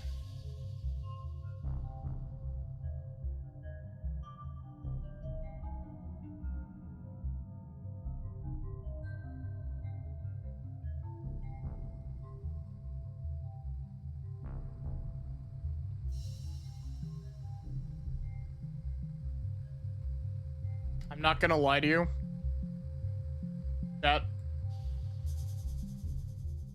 This is the first. Oh wait, why is this cut off? What the fuck? Killing you.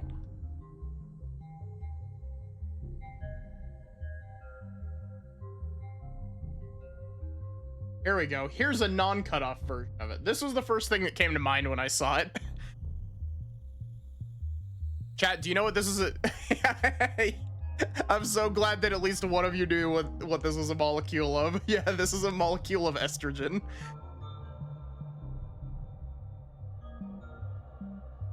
I know he was baby girl, but it wasn't estrogen.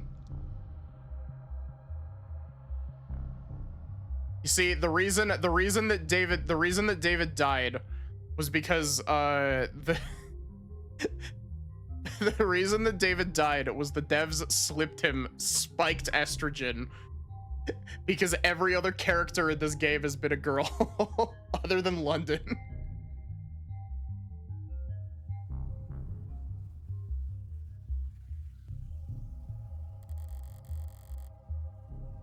So it's organic. But there's a number of metallic elements, too. And if you had to speculate on its intended use based on what we know of its structure?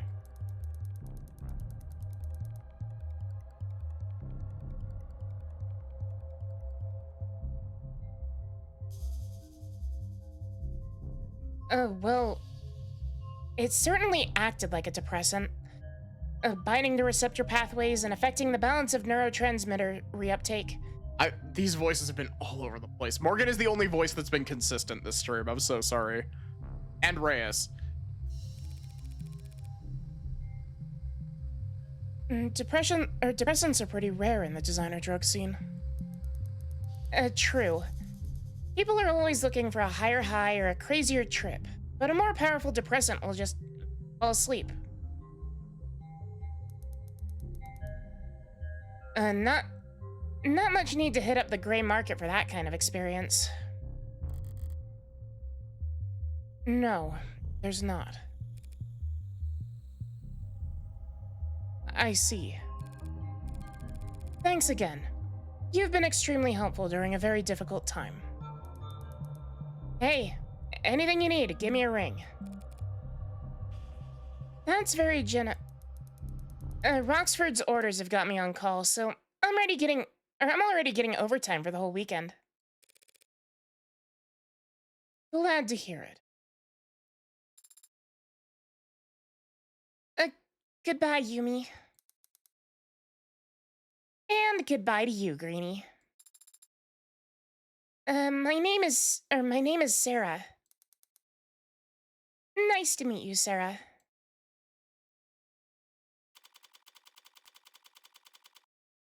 I also gotta say, like, I know that I've been pausing, but it also feels like this investigation has been going on for a really fucking long time.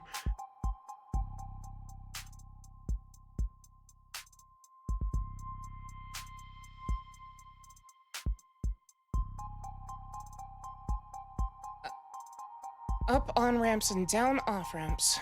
Above skywalks and under tram lines. The buildings get progressively more polished as we head into the most economically developed part of the city. Corporate territory. National headquarters for the likes of Howe Industries, Lock Quinn, Tethys,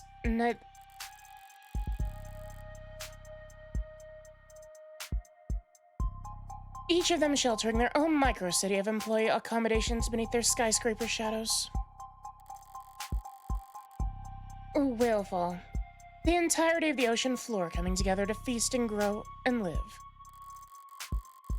Live off the fetid, rotting fat of the leviathans that swallow generations of people by the mouthful.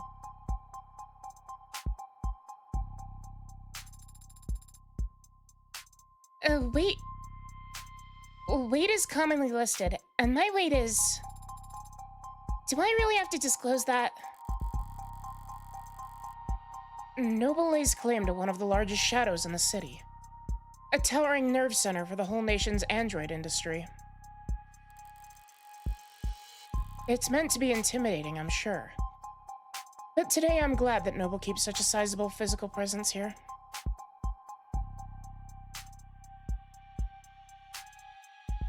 Okay, thanks for hanging out, Bird. I need answers about David, and his work on Sarah.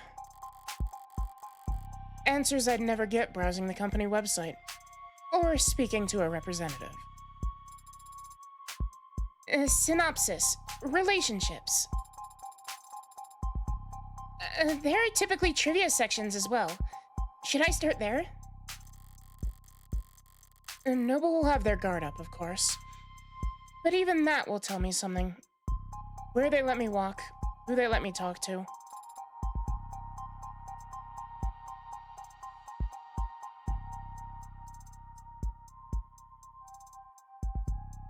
History. Their efforts at performative transparency and clumsy obfuscation will... How did you know my father? What? I'm sorry, did I interrupt your brooding? No. What did you ask? My father. I know you were his friend. But what was your relationship like? Can't you just scroll through our socials? Father avoided social media. And your online presence is... not significant.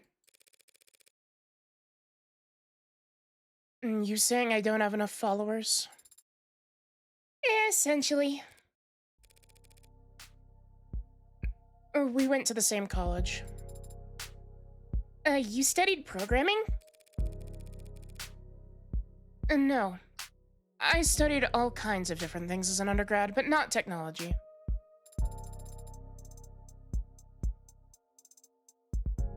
Is that a good way to prepare for law school? I wasn't preparing for law school. Or anything else, really. David, though. He had talent, and he knew he wanted to do something with it. He studied programming, robotics, discrete math, cybernetics. What classes did you share, then? Business ethics. I was the second best student in the class, and he was the first. He was the one who asked the most questions. Not sure about his actual ranking. He found the course challenging, and I clearly didn't, despite being younger. Guess he felt burned.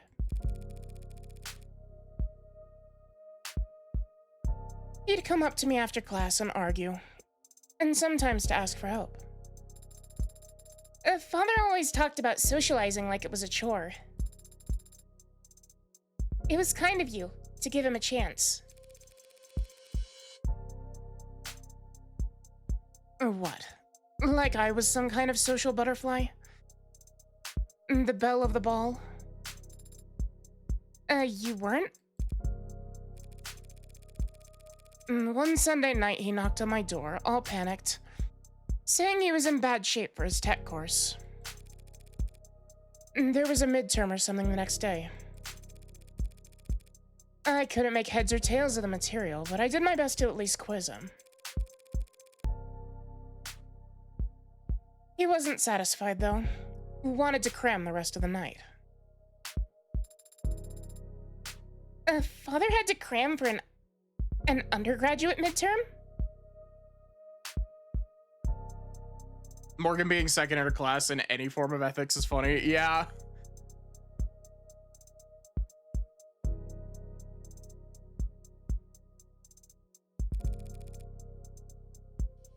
Did I say something scandalous? He's been called the founder of modern programming. Yeah, well, even founder types can have poor time management when they're 21. He was already fried by that point. It wasn't hard to tell what he was really asking for. So I went and stole a study aid for him. You stole a controlled substance just to help him with studying? No, that'd be insane. No, I just pocketed some breath mints from the common room. Told him to pinch his nose and swallow fast, because the taste is so strong.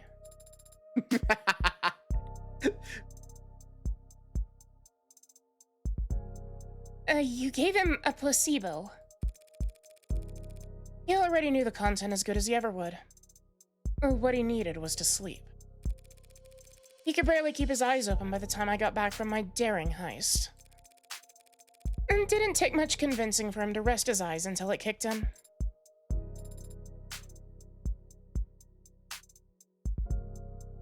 And the test? B+, I think. I'm surprised that Father stayed close with you after that. You stole and lied to him. I stole and lied for him. And David understood that. He was good at understanding things without me having to spell them out.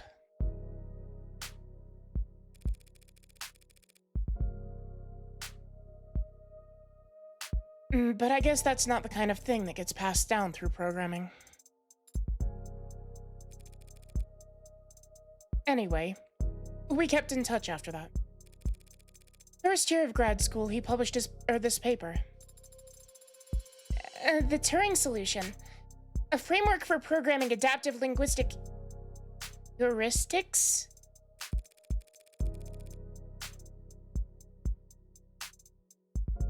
One of his advisors came up with that title. David thought it was way too cocky, but it still hasn't failed any known Turing test in the years since. And don't act like you're the one who deserves credit for it. He called me one weekend asking for advice on how to handle all the attention. Job offers, interviews, apprenticeships, invitations to immigrate. Oh, what did you tell him? I don't remember telling him anything, actually. A lot of our conversations went like that. He would talk to me about whatever personal or professional problem was stuck in his head that day, and I'd nod while he wore himself out. And at the end of the conversation, he'd thank me, even though I hadn't offered a single word of advice.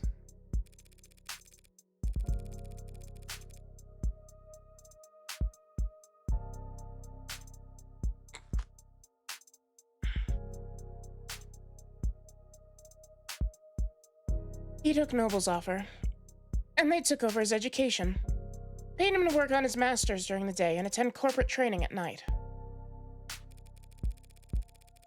And whatever else Noble may be, they were smart enough to start listening to him early.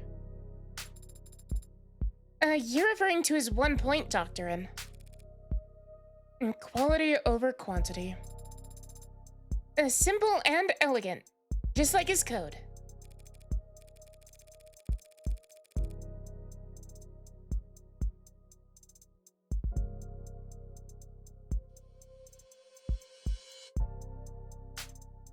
Simple and elegant, but anathema to a global corporation with supply chains designed for maximum capacity and just-in-time manufacturing.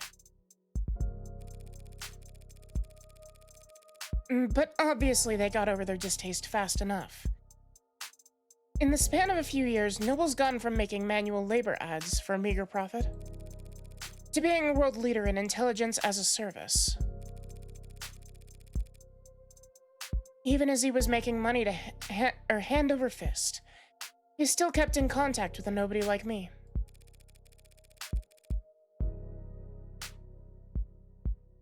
I moved to the city for my apprenticeship. He helped me put a down payment on my apartment. And then made up excuses as to why he couldn't help me move boxes.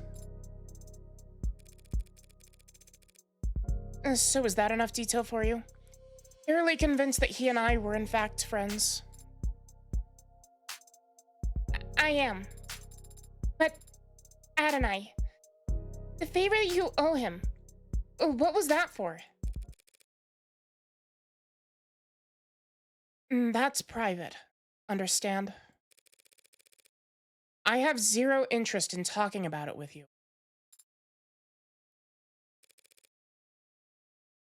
Say you understand.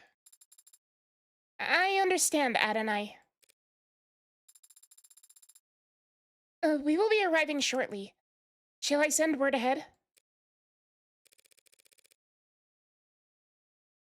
Just tell them that David's lawyer is here.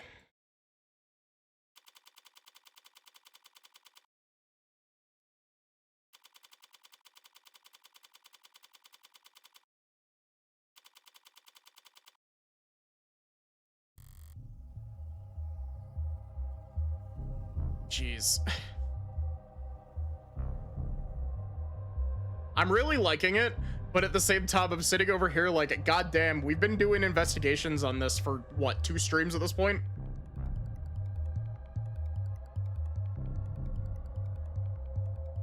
I'm starting to wonder if we're not gonna make it to trial today, which scares me.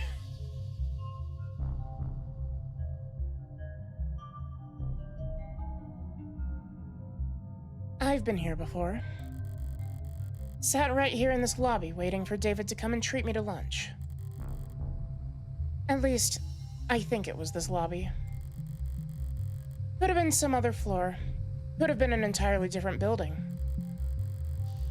All these corporate towers of Babel feel like interchangeable fractals to me, holding in on themselves in patterns of narcissistic paranoia. So monumental in the scale of their hubris that they needed to use non-Euclidean geometry when drawing up the blueprints. The greatest minds of each generation coming together. And just to find the most expensive way to shove their heads up their asses.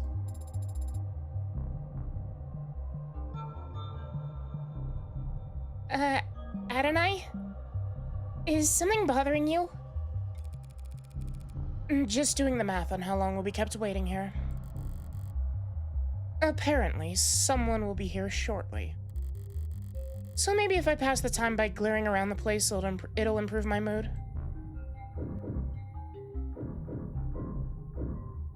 I do really like that she's just like, yeah, my investigations are just me glaring around.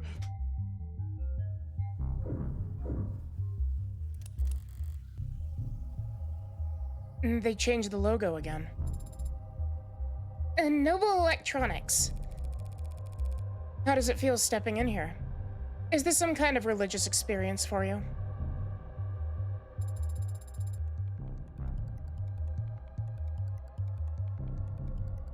It's just the corporation where my father worked. Careful now, or they'll burn you for heresy against the company. You said it again. The company, as if it's a proper noun. You're mimicking the employees, aren't you?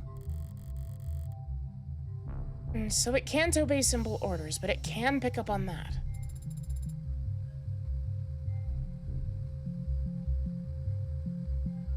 Is it just a part of the corporate culture? Noble's one of the biggest corporations there is. One of the biggest there's ever been. We mere humans can't hope to escape the gravity of anything that size, no matter where you live or how far off the grid you think you are. So imagine what it's like working for them. You live in company dorms, work in company quarters. Wherever you go, that logo's above your head. You eat, sleep, and breathe on Noble's timetable at its discretion.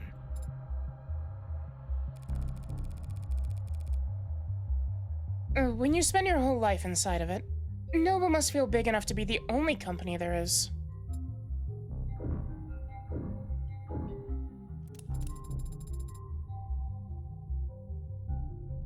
There's so much energy. So many people. Also, intent.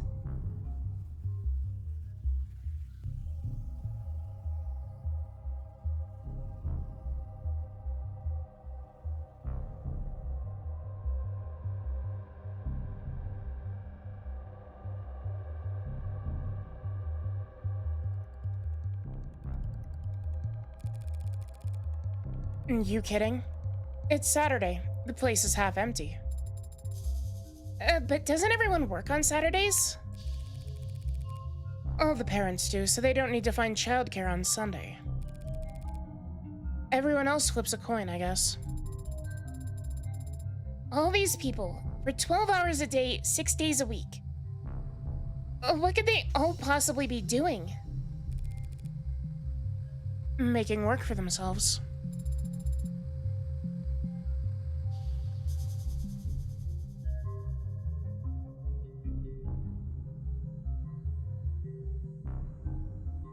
You can be very cynical, can't you? Yeah, I'm terrible. But that guy's over there just been jiggling his cursor for the last 20 seconds.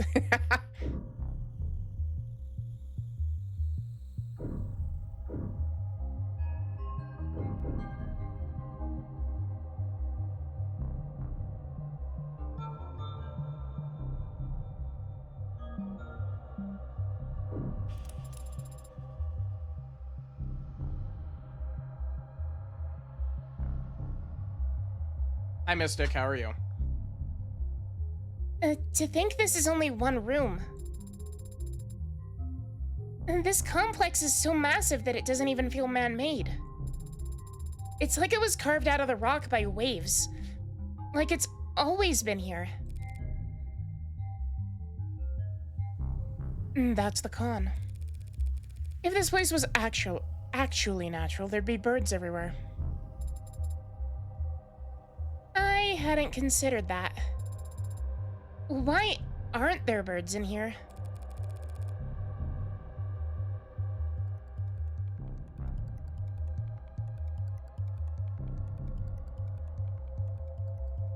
Probably because of what they do to the ones that get in. I'm kidding. Though I don't have a better explanation. Whoever comes to greet us better have a pulse and some goddamn authority. My mood's starting to sour, and if they just send me the first link in their infinite chain of corporate bureaucracy, I'll make them wish.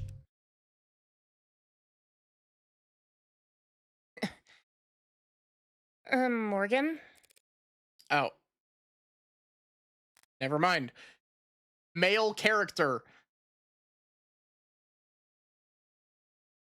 And that's me. Hey there.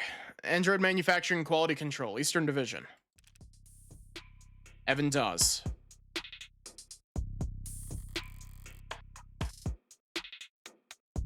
Evan Dawes, he says, like it's an afterthought. What's a name compared to your place on the hierarchy?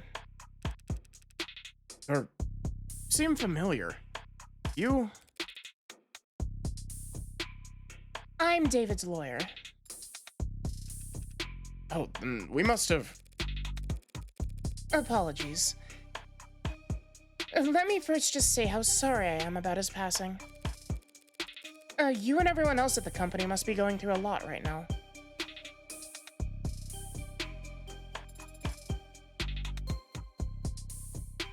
As if it's a proper noun. Thank you for taking the time to meet with me. You're welcome, but it's no big deal. Everyone's on the razor today, but what else is new? And compared to PR or legal right now, our workloads in QA are... Never mind. How can I assist you? Shortly before his passing, Dr. Asher began the process of registering this android. Yes? That is correct. Unfortunately, he wasn't able to finish the job.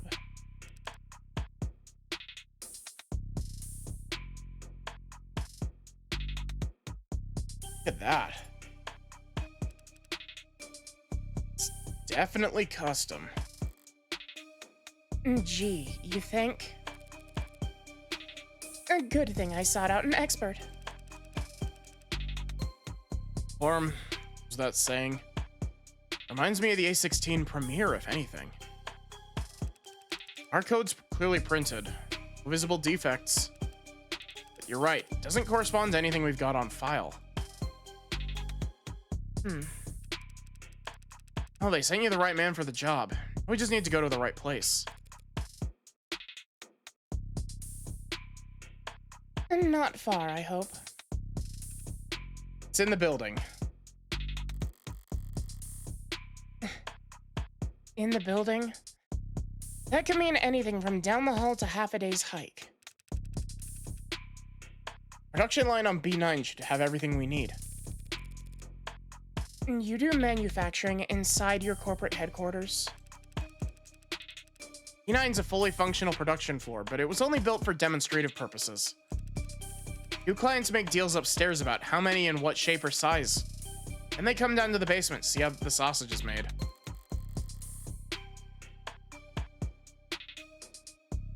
They have enough money to build a fake factory just for guests? Smart. As long as you're only giving tours and not giving away company secrets. No need to worry about that. We take intellectual security very seriously around here. No kidding. There are 11 cameras on us at the moment that I can see. And who knows how many pairs of modded eyes are aimed our way. Clearly nothing happens here without the almighty company knowing about it. So if they try to claim ignorance about anything, it's gonna piss me off.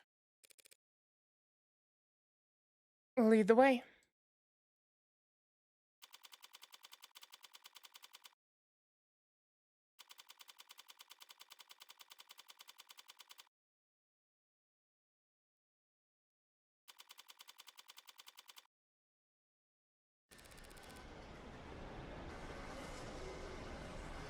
It really is furnished down here.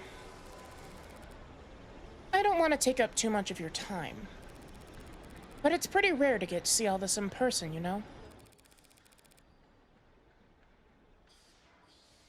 Would you mind terribly if I looked around for a moment? No problem. I got some prelim paperwork I need to handle anyway, so have at it.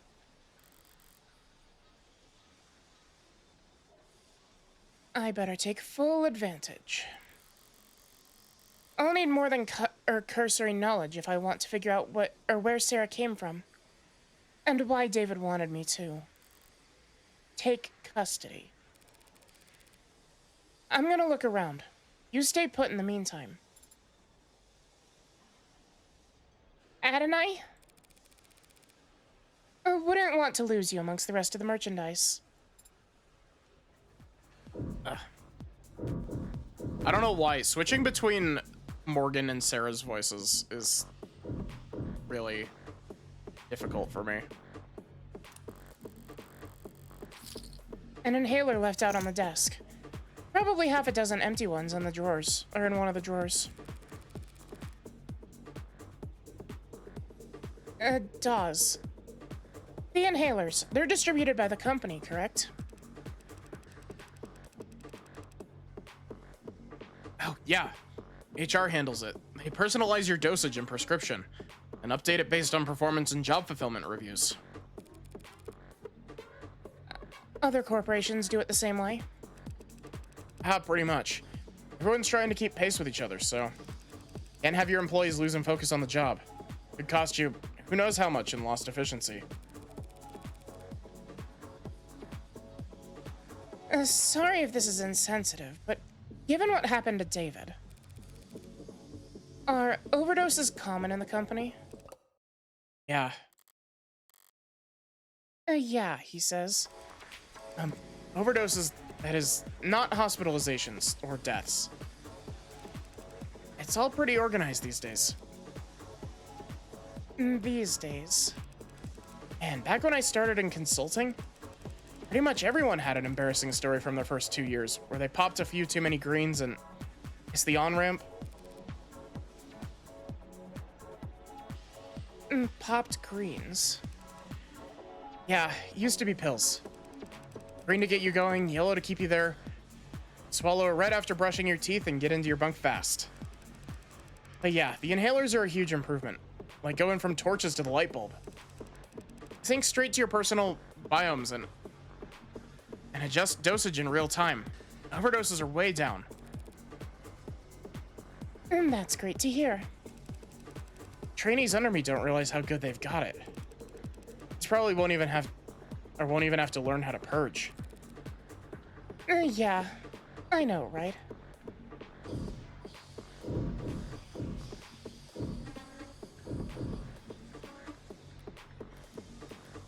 I also wanted to check. Do I have the, I don't have the inhaler as a,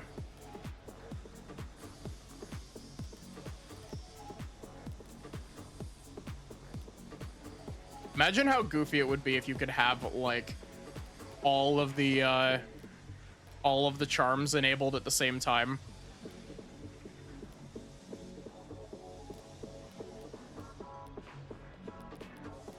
Also, we freed Fran.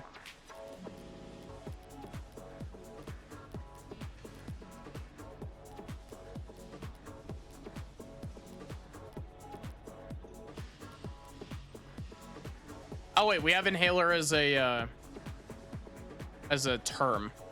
First legalized in 2083, the stimulant sold under the name Adroxone become one of the most widely used drugs in the corporate world. As a class 2 stimulant of least concern, employees of any corporation in good standing with the Bureau of Narcotics Oversight can have access to Adroxone without a prescription, so long as their HR representative feels it would be beneficial to their work performance. Workplace Adroxone, as it is sometimes called, it's dispensed through biomonitor enhanced inhalers that automatically detect overdoses and keep track of possible habit formation. Automatic safety levels may be adjusted at supervisor's discretion. Unsubstantiated claims that Adroxone was first invented as the purely recreational drug by the notorious violent Skullhead Mafia caused enough of a stir that in 2083, a formal investigative committee was formed. Unfortunately, in 2084, an industrial hydrogen fuel accident resulted in the deaths of all 391 known Skullhead members, placing the investigation on an infinite standstill. And maybe a mod at some point to have all the charms at once.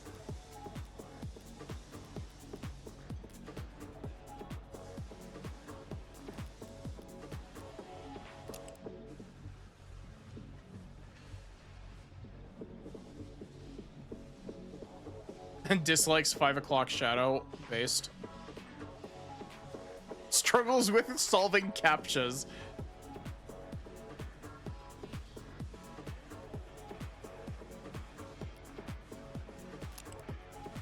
Accident, yeah.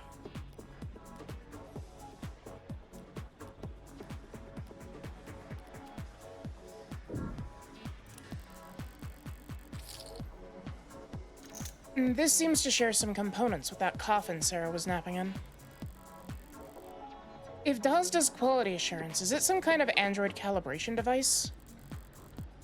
It's probably what he'll use to register Sarah. It looks a little... Is Sarah tall enough for it to recognize her? Short. What's being built out there? Top of the line, brand new bestsellers, the Animate 16. Warm. Looks kind of cold out there. We keep the factory floor refrigerated. Slows the organics already tuned metabolic activity to a minimum. That explains why the room doesn't smell like rotting flesh. The flesh out there is only somewhat rotting. Slowly. I just meant that I'm surprised to see metal. Oh, well, all the A16s have alloy endoskeletons. The organics are layered on later in the process.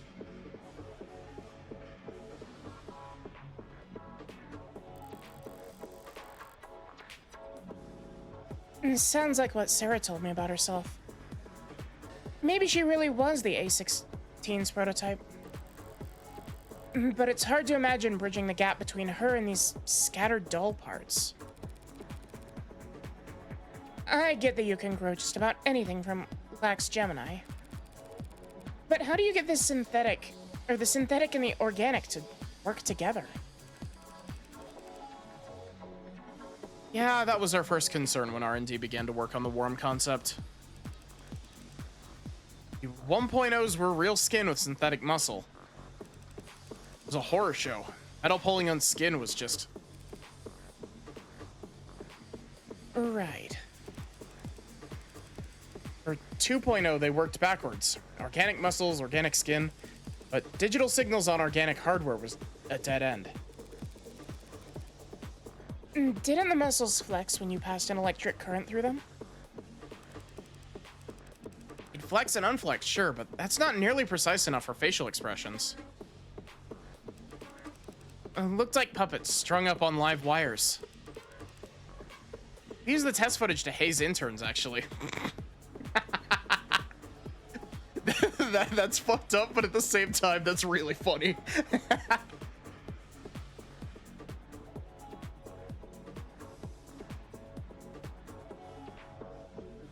Where did you get the meat?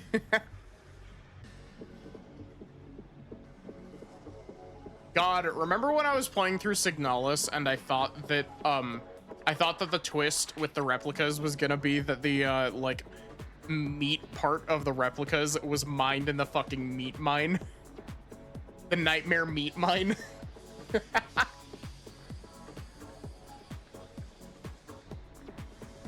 Man, Signalis was such a good game.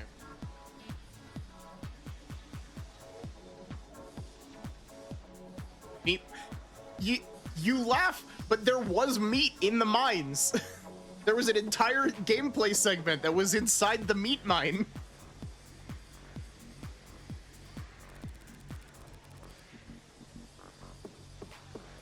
You must have figured something out.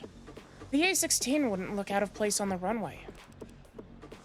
Thank you. We try. He ended up reaching out to mod companies. Oh, we actually just bought out half a dozen of them, but...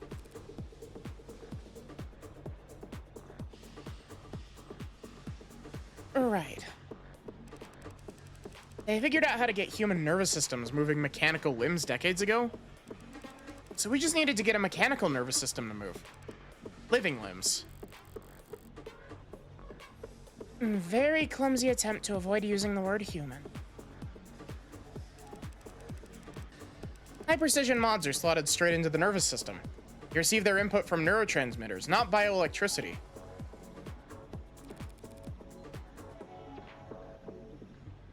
So you had to do the opposite. Exactly. Created a synthetic neurotransmitter that our androids could use to communicate with organic flesh. Where did that breakthrough come from? Dr. Asher? Partly. He led the team that built the motor neurons in this analogy. They carry commands from the central nervous OS to the individual muscles across the chassis.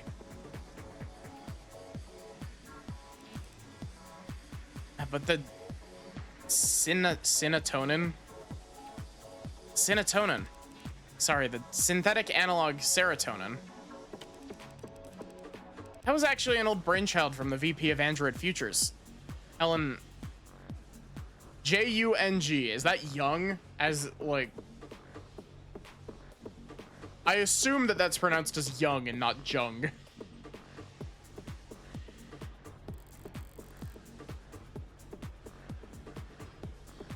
Young. Hasn't David mentioned a Dr. Young before? Sounds impressive. She's one hell of a biochemist. Or she was, I guess. How much time for individual lab work when you get to her kind of pay grade? So Young collaborated with David on the technology that enabled warm androids.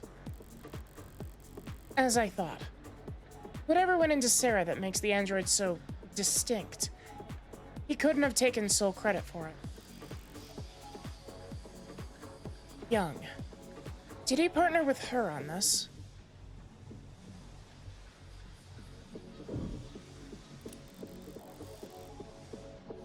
There's something out there that caught my eye on my way in. A very familiar shade of crimson.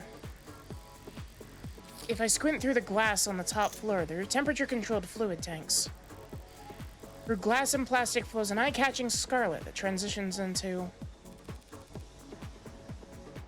So you add the blood toward the end. You mean the oxidant? Yeah, relatively late in the process. Something out of place? Androids have blood. Even if it's not officially labeled as such. But it isn't red, it's pink. Sometimes milky, sometimes neon. Occasionally garish, but pink. I just didn't think the oxidant would be red.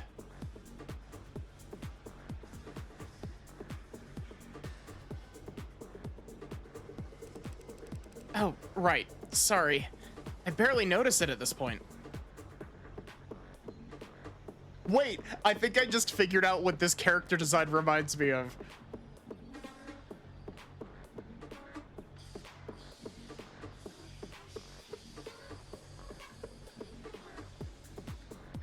Give me a sec, I'm grabbing a picture.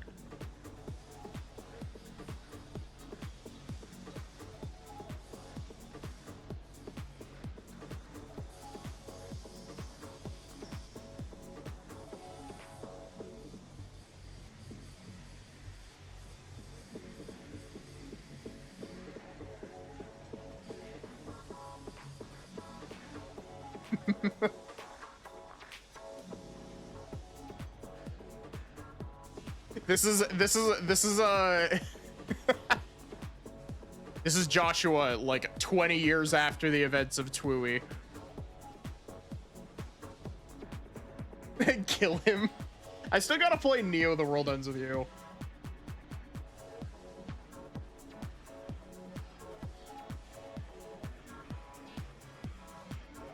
You know, I still have a whole bunch of random ass pictures. What are my pictures here? Ah, the turn order. That one guy from Bravely Default 2. And Galador. Neo was very good. I've heard good things about it. It's just been a matter of like I haven't sat down to play it yet. And Nicholas Bluetooth. He is the one who glinches.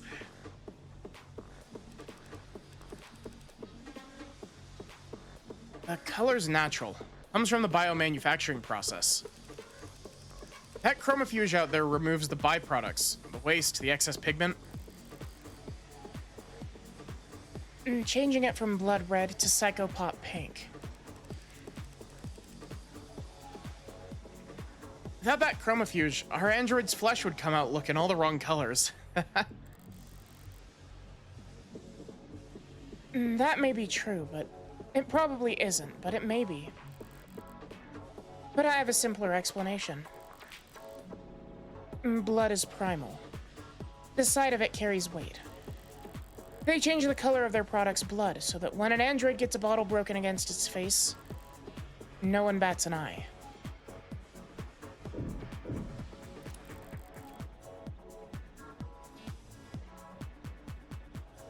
I actually have a whole bunch of random ass pictures.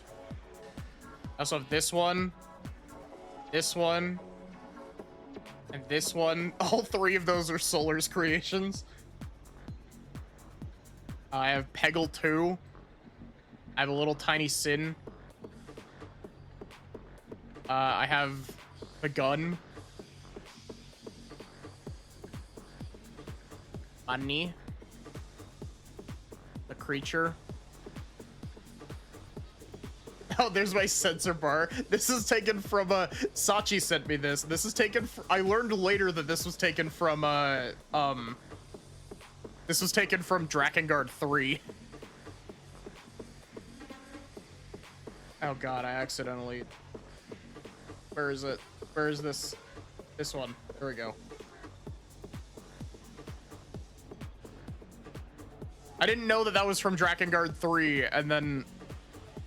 Drakengard 3 Censor My Beloved. If you know anything about that game, the fact that that game has a censor screen at all is fucking wild. Like, a solid 90% of that game's dialogue is innuendo. Actually, no, it's probably closer to like 60% is innuendo, and then like 30% of it is like direct jokes about sex.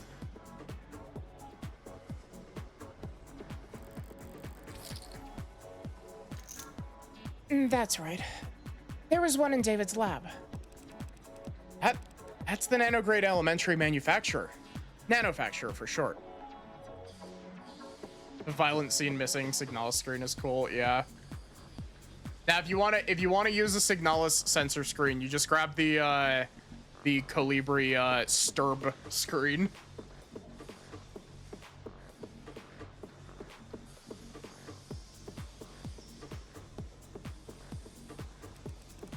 Real high quality piece of machinery. Each of them built in-house by Randic Mechanics.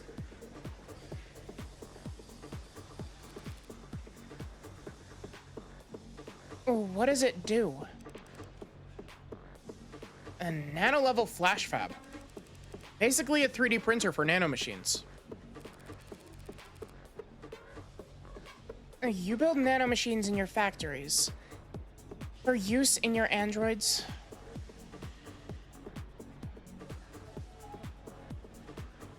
It's even funnier because Sturb literally just translates to die.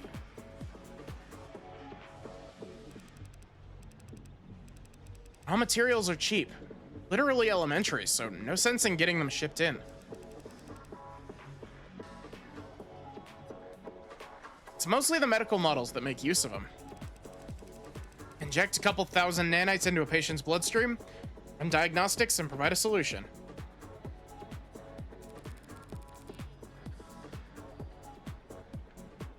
A 3D printer for nanomachines. So what kind of ink does it use? Silicon, hydrogen, oxygen, carbon, building blocks. They feed into the nanoprinter and it assembles the machines particle by particle. Or like a ribosome building structurally complex proteins out of chemically simple amino acids.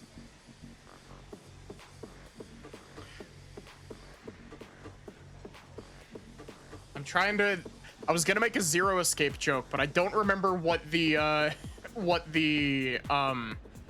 facility is called. I think it's Rhizo 9, if I'm not mistaken. Or Rhizome 9. It's something along those lines. I think it's from VLR. It might be the one from ZTD. I'm not sure.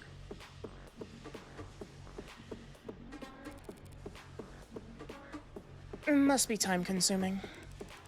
Now, you'd think, but Randic cranked the code on cracked the code on parallel microfracturing. Wow. You are saying a lot of big words. The inside's crystalline, sprawling, like an ant's nest. Our materials enter at one point of thousands of different entry points, combining and recombining at intersections. Finished product ends up at the center and drips out in a liquid solution. Distilled nectar, swimming with millions of nanites in just 2 minutes.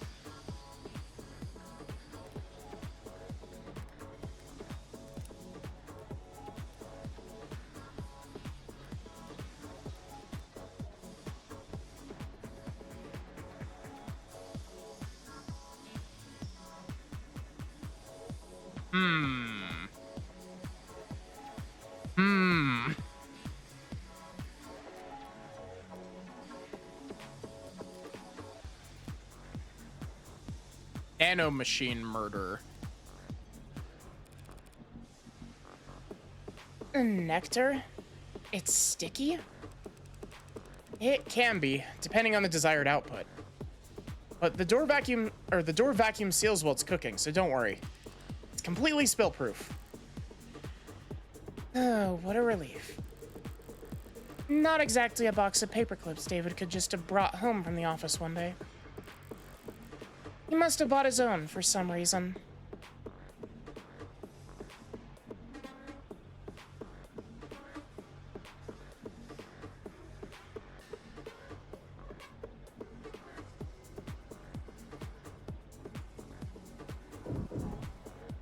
Yeah, I'm wondering. Oh.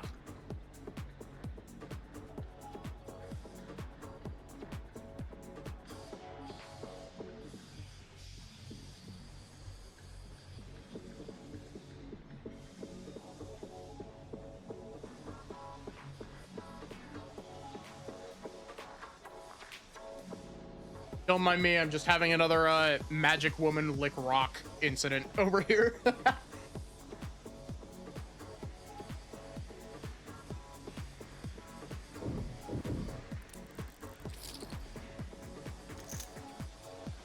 What have we got on this data pad? Some kind of write-up. On the subject of Sullivan's Peak. Lick the rock, Adonai. Do it now. Sarah, I know you mean the best, but I am not licking a rock that you picked up off the ground outside of the HQ building.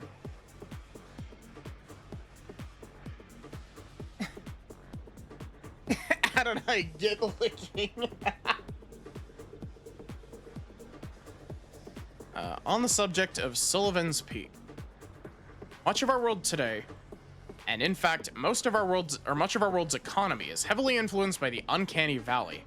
Thought Experiment provides a simple and easily applied explanation for the gaps we see in the otherwise wide spectrum of automated dependence that assist us in nearly every industry on the planet. There's a very simple primal truth to it. We like things that resemble the living, like cartoons and puppets and toys, and we like things that are damn near indistinguishable from the living, like whatever name Noble's latest products are being sold under. But there are deep, deep trenches between those two ends, where products are universally appalling to human sensibility. The Uncanny Valley will no doubt remain a useful tool for teaching marketing and design for generations to come. I hate the way that my brain reads lines. But already we're seeing ways in which it fails. becoming increasingly clear to us that the space between nearly indistinguishable and truly indistinguishable is much wider than we ever suspected, and it may not be the only part of the map that we must fear. I propose we bridge these gaps in knowledge by looking into the speculative fiction of Robert J. Sullivan, who in his most well-known work, Equal Under One Sky, described a concept which thereafter has been called Sullivan's Peak. Through the lens of his characters and their so very divided world, Sullivan demonstrated that the Uncanny Valley does in fact have its own peak on the other side, a point past which making an artificial existence any more human in its features serves only to make the user experience more uncomfortable, more difficult, and more fraught with moral pitfalls. Once you reach Sullivan's Peak, traveling any further only has diminishing returns. Implications of this idea are far-reaching. We'll very soon reach a point at which the designers of ads can only make their creations less lifelike or less likable. A hard stopping point for technological progress. What then, we must ask? Oh, looks like you forgot to sign in on this device. Yeah, lovely.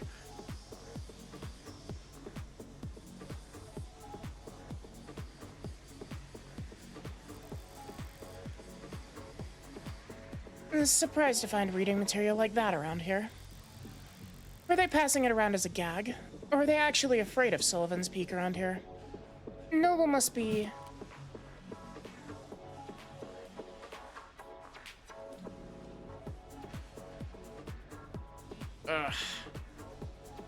See, this one feels mean because this one feels like it could fall both ways.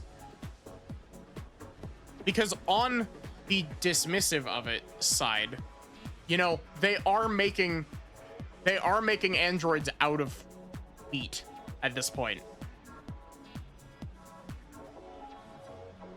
But they're also wary of it because they're taking steps to actively distinguish it. Because they're making the blood pink. Like,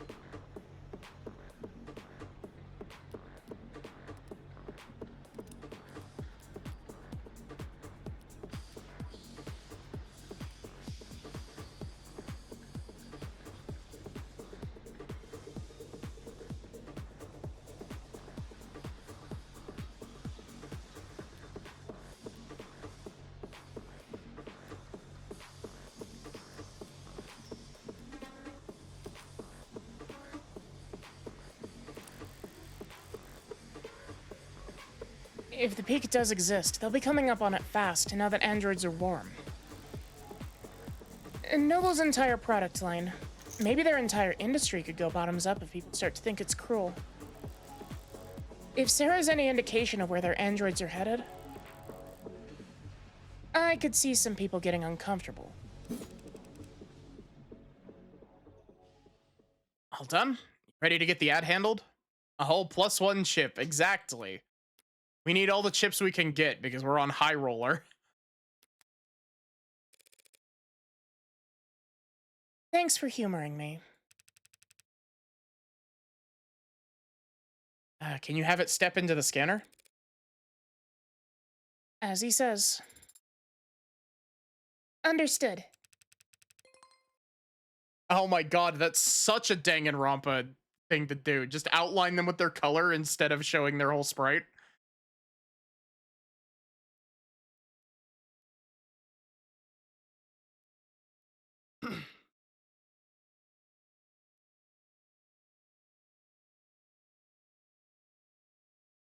Right then. What are we looking at here? Oh. There's a lot to unpack here. We theorized it may have been Asher's pincushion. Pincushion, huh? That would explain some of what I'm reading here. What language is that on the screen? Tess. You know, Tesseract? All Noble products and, well, pretty much all products, period, are programmed in Tess. Oh, that's awesome. It pulled it up because I opened it fast enough that it just pulled it up automatically. Tesseract 4.6, better known as Tess, is the latest version of the Tesseract programming language, built on top of the Tenet system, and utilized in industries around the globe to code the software that allow androids, robots, and holograms to more react to their environment intelligently and with intention. start of the century, there was a much greater variety in the number of programming languages available with which to code. Globalization, the standardization of industry procedures, and the gradual erasure of many spoken tongues contributed to the loss of countless programming languages during the mid-21st century. Today, TESS is virtually unchallenged as the global lingua franca programming language. The study and teaching of other older programming languages is mostly done for recreation, hobby, or digital archaeology.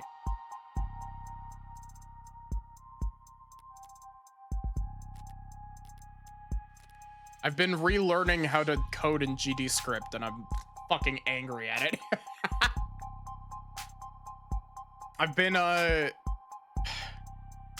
been fucking around with stuff and I'm trying to make a pause menu that's kind of like the custom menu from Mega Man Battle Network, where like you wait for a bar to fill and once the timer's gone past, you can press the button to open it, and then it resets the timer when you close it, and it can't be opened until the timer's done. And for some fucking reason, none of my timers are working properly. Or well, no, one of my timers is working properly. Godot, I have very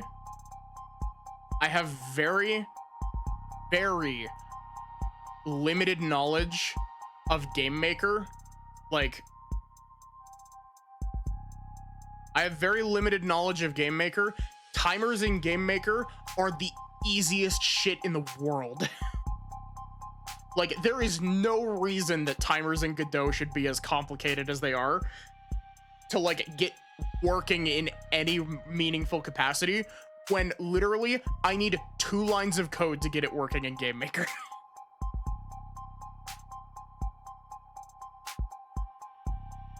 Using git tree to create timer or raw reading time.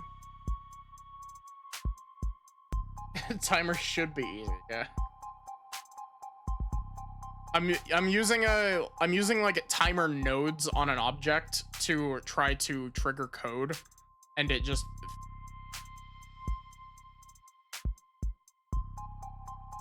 it's like I started fucking around with programming again yesterday in my off day, and I was like, oh wow, this is great. I'm doing like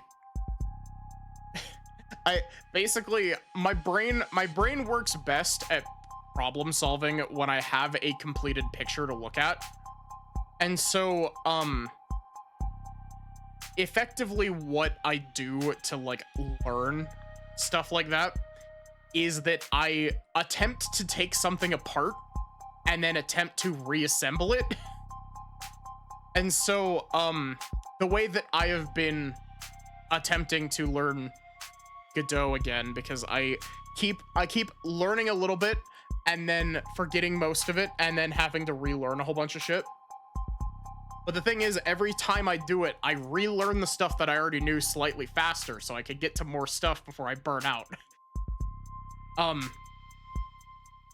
But basically what I'm trying to do is I'm trying to dissect how Battle Network's combat system works. And like, Battle Network 1's combat system, not like, we're not talking about like Battle Network 6 combat, where it's significantly more complicated. Well, I say significantly more. It's got more stuff on it, but it's not that complicated by comparison.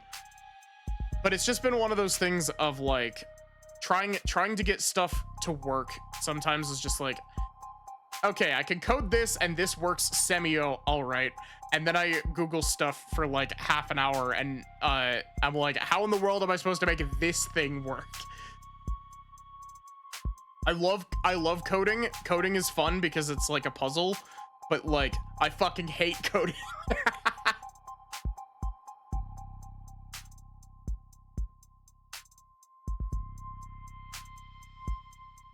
But yeah, like I figured out how to do the Battle Network like grid movement.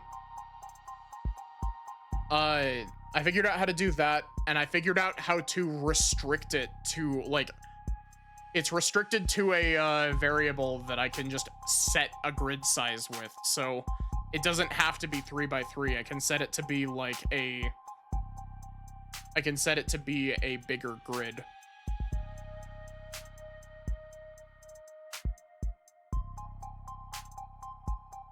Simply by changing 2 numbers. Easy to read and write. Stay compliant. This model, what's it go by? Sarah. This Sarah model. It's got everything the 16th line has, that's for sure. I just spat all over my screen. Anyway, Maddie's programming rant over. For now. Yeah. I don't know. Realistically, like, it's weird. Because most of the time, whenever I'm trying to, like, get back into coding stuff, never mind, actually, I guess, my programming rant has continued.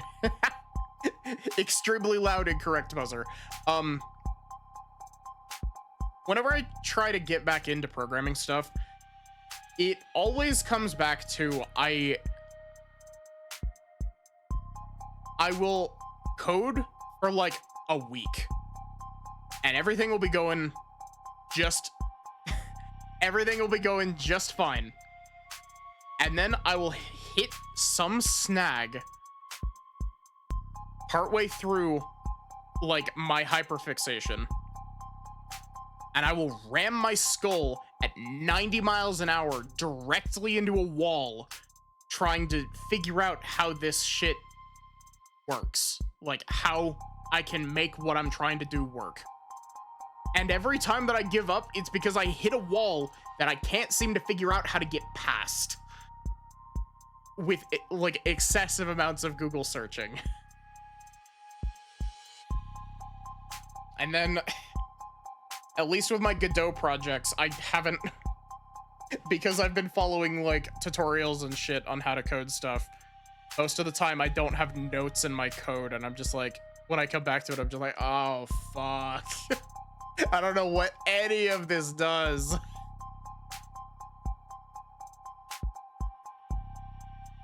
But yeah, like, I don't know. Both of the things that I've tried coding in Godot recently have been, I'm so sorry for the big ass programming rant that mentioning programming languages has taught me, or has sparked in me, I guess, not taught me.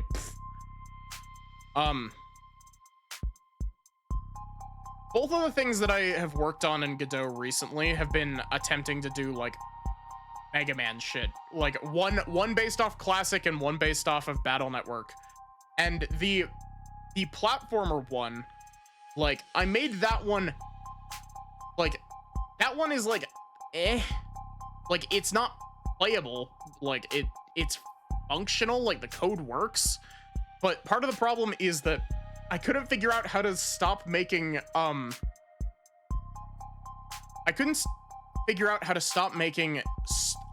like, whenever I would fire a pellet as, like, you know, the arm cannon lemon, whenever I would fire one of those, you would get one collision on the enemy, and then the enemy would stop receiving collisions from the rest of them for like a full second.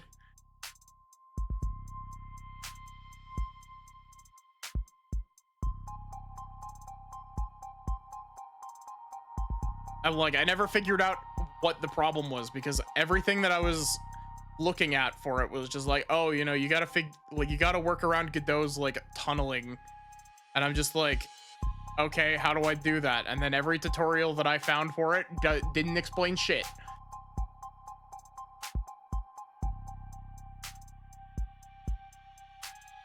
It's got everything the 16th line has, that's for sure. Organic skin, hybrid muscles, advanced facial processing, and emoting. There's a lot crammed in here that's still in development. Like the idea phases. Solar cell hair strands, decentralized redundant power, mental and physical overclocking with extended tolerances. Data storage so large I can't... Oh, wow. have to measure it using...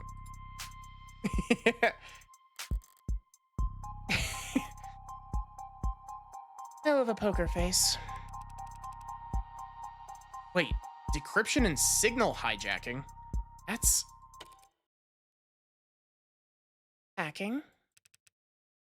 essentially... Does that mean it could hack its own tenants? Oh no, that's unthinkable. Literally for an ad. An ad to break its tenants would be like, you stepping into traffic or dropping a baby. Even if you're physically capable of it, it's not something you would ever choose to do.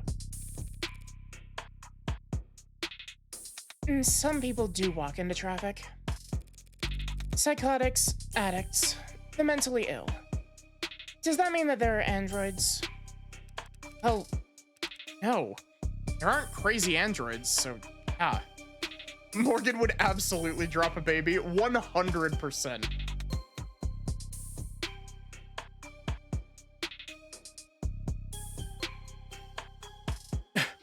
I like how there's nothing textually that says that other than the fact that she fucking killed a guy. Or 6 guys, I guess. But, there's nothing textually that says that explicitly, but, like, I love that Morgan is a character where, like, 90% of, like, morally reprehensible acts are on the table for her.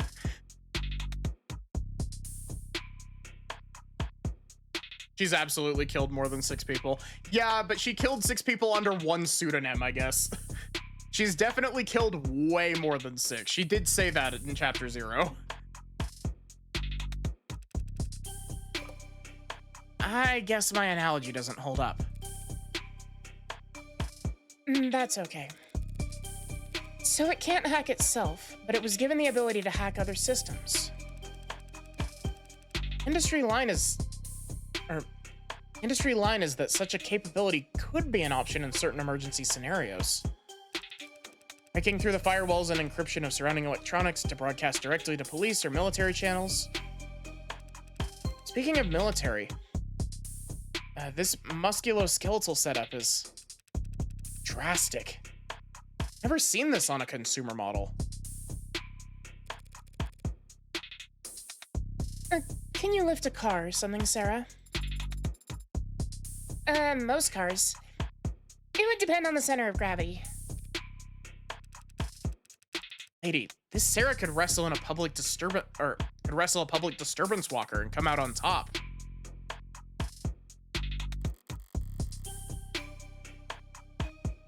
Those stomping behemoths they bring out for riot suppression?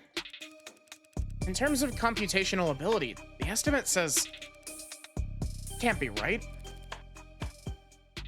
Look, Dawes. I was actually hoping you could tell me something about the software or the metadata. Who worked on it, and when? Right, okay. Well, that's unfortunate. Also, I do have to say, unironically, me talking about programming and all of the Dawes lines has vastly improved my ability to do these voices. I think my issue with this game hasn't really been... My issue with this game has been specifically that, like, doing nothing but nonstop girl voices is, shredding my throat.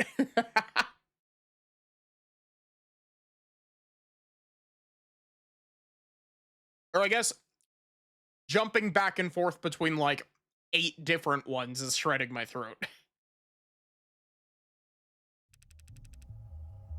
Editing logs have been purged. That doesn't sound very above the board. Sorry, I can't tell you anything about who worked on Sarah or when. Any chance you could restore those logs? Not here. Not with this machine. I'd need the computers that were actually used for programming this model.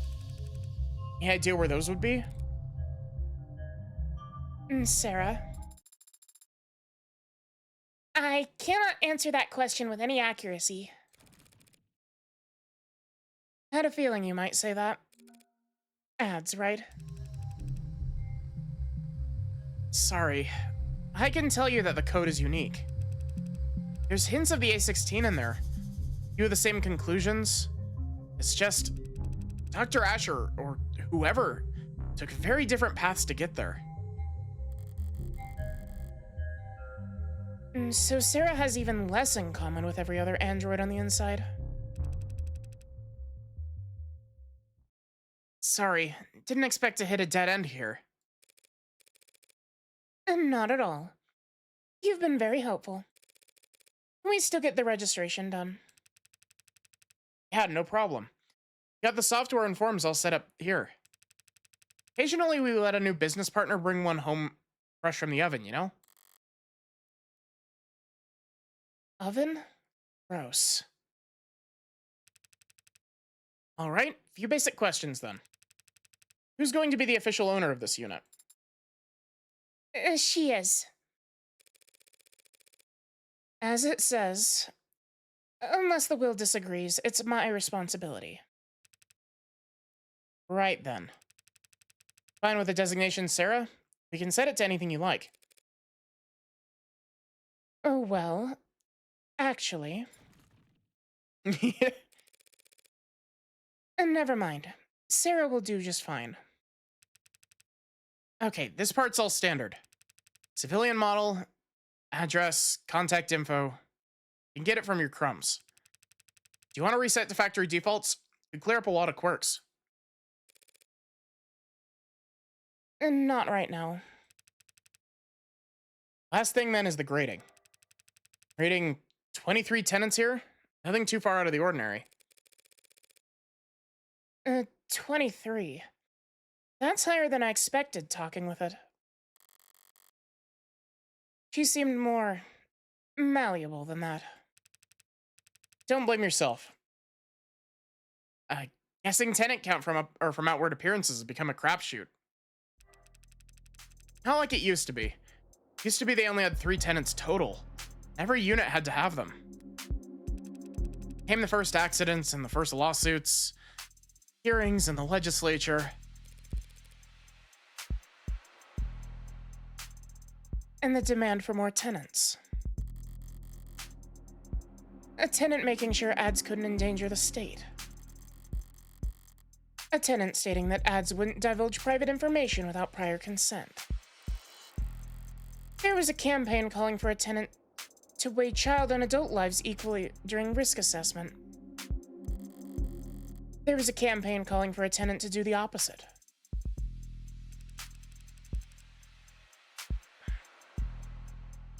Companies wanted their asses covered.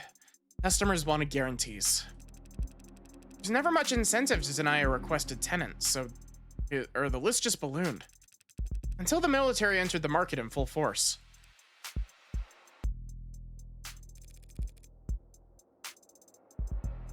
You sound like you don't approve. I wouldn't go that far. They needed their ads to be able to pull the trigger when ordered to.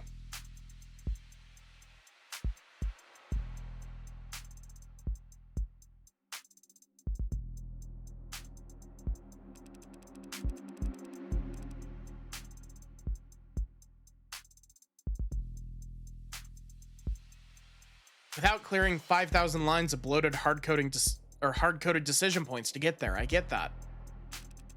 But since the armies are the only ones using tech with bare minimum tenants,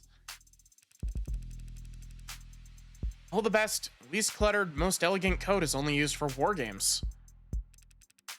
It's not very romantic. Well, not like I was on the jury.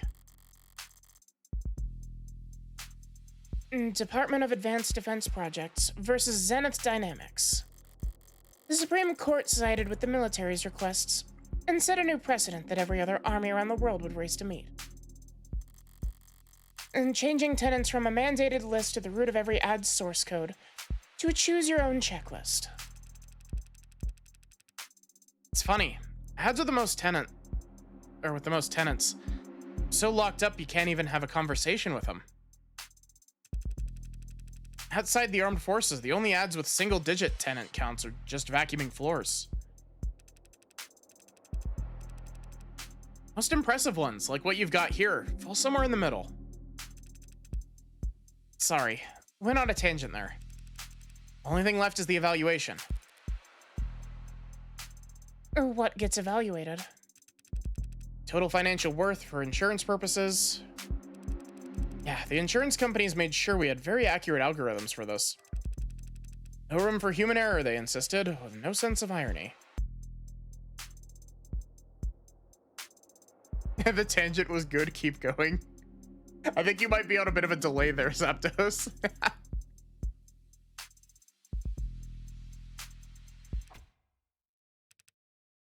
Wow. I mean, I knew it was custom, but... What price could they have possibly? That's a lot of digits. You should know, these formula are pretty conservative with their estimates. Working so you can't react right away. Okay, that's fair. Maddie on her way to code Sarah. God, that would be so poorly coded. I don't know how to code. I can make very rudimentary shit, but like...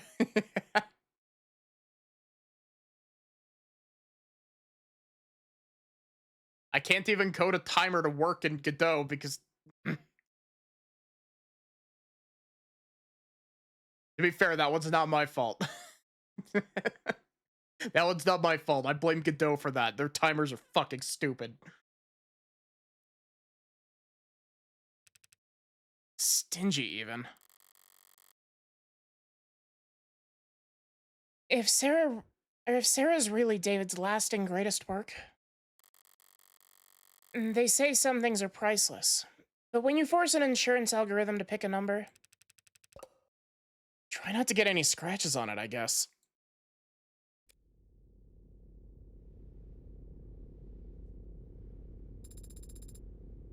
You spoke differently back there. With Dawes. You spoke like he did. It seemed. Like I copied his accent. You seem to mirror his effect, his tone. It's called being friendly. What's your point? It was just an observation. You can choose to keep those to yourself, you know. No tenant required. I really like Sarah's pouting face.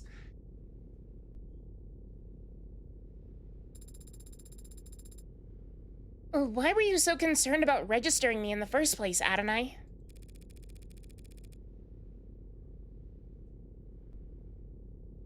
For the same reason I wouldn't drive around in a car without a license plate.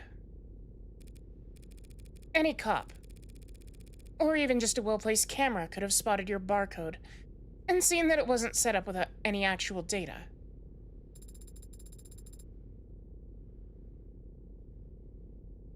And then they would have arrested me, and then they would have thrown me in the slammer.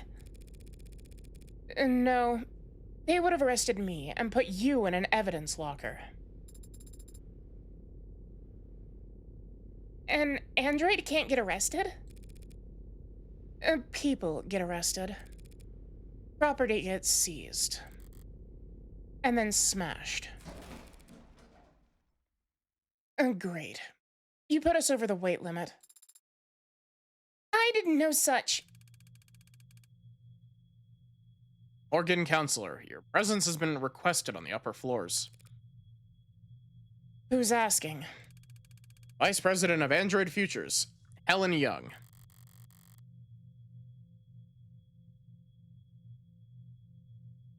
Shouldn't have assumed I still had the opening move. Tell her I'll be right up. I'll redirect your elevator now. Taking control of your elevator is very... convenient. Forceful. As if Noble's trying to directly steer your investigation.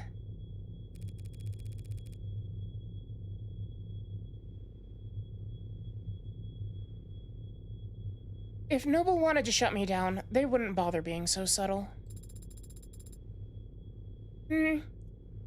I suppose they could simply refuse to cooperate.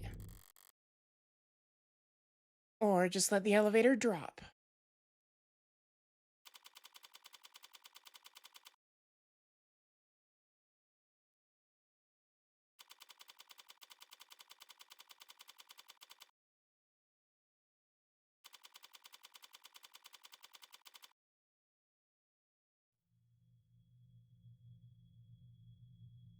Oh, you. I recognize your silhouette from the intro.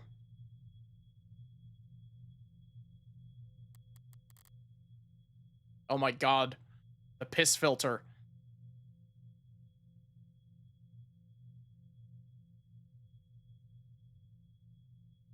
She just has big bones. No, it's not big bones. She's got very dense bones.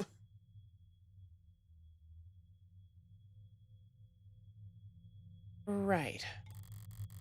Speaking first is a sign of weakness, is it? And here I thought I could avoid wading into the swamp of corporate pretend power dynamics.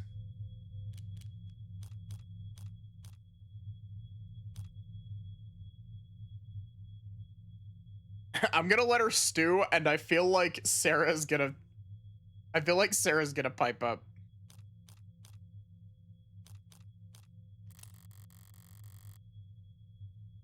Silence is only awkward if you care. I can ignore social cues all day long.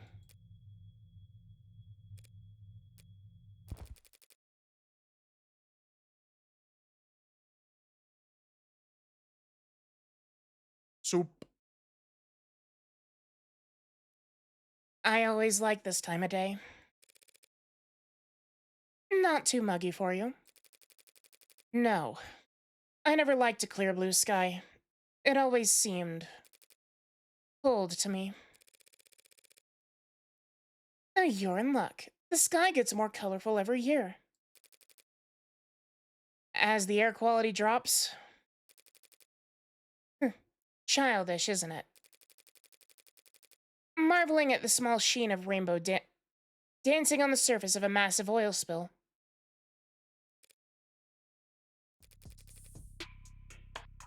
Apologies for waxing poetic. It's been a very unusual 24 hours around here. Dr. Young. Just Miss is fine. Miss Young. I get the feeling you didn't bring me up here to talk about the weather.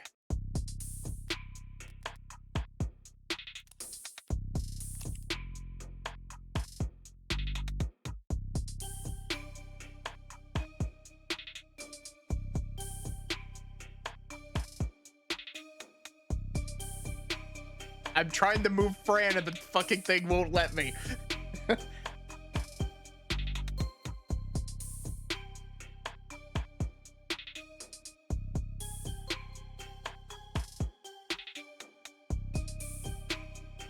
Dislikes working from home. We can no longer be friends.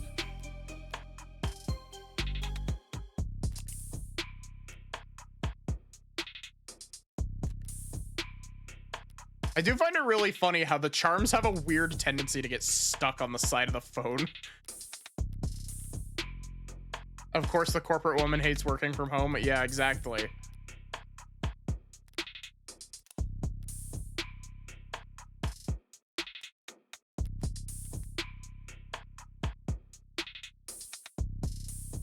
You know, weirdly enough, this design, Young's design reminds me a lot of 2003 Star Wars Clone Wars.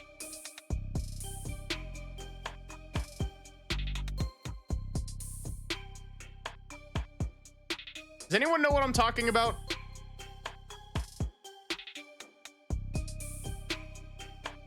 You know what? I've already put so many pictures on screen. Let me grab a picture of 2003 Star Wars.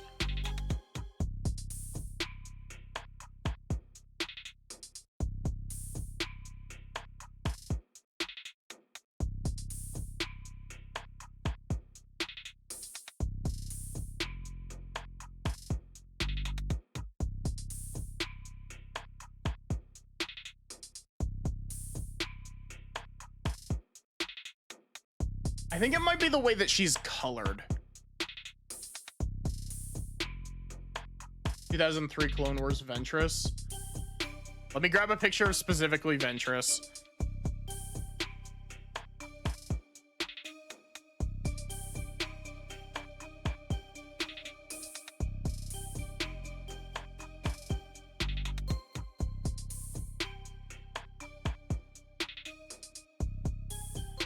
Her top could even pass for a Jedi's robe.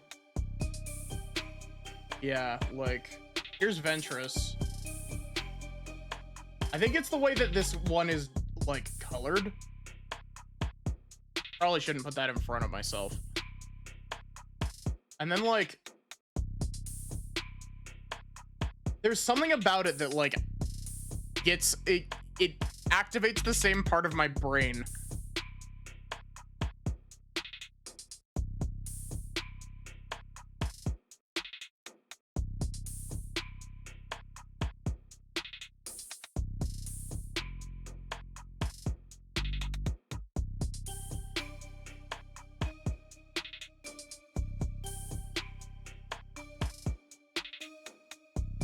Sharp angles. Yeah, actually, now that I'm looking at it, it is the sharp angles.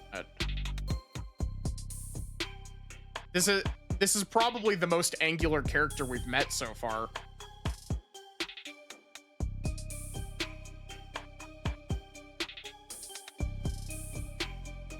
Miss Young,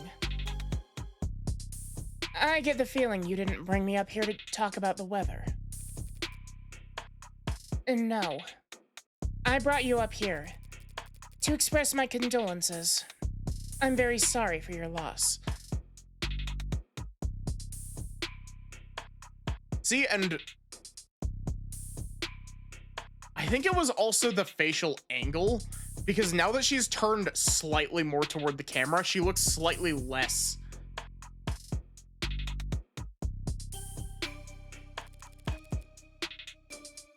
Thank you. Though I could say the same. I know you and David worked together for many years.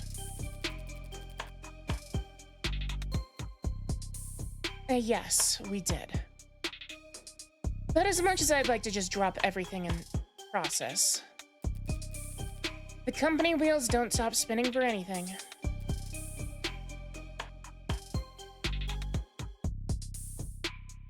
Or anyone. Was Dawes of any help? She sent him? Trying to be helpful or just trying to control the narrative? He was great. But that must mean you know why I'm here. I don't want to make any assumptions. And no need. I'll be explicit. I'm here as an officer of the court, which means I'm bound by law to document every rock that I turn over.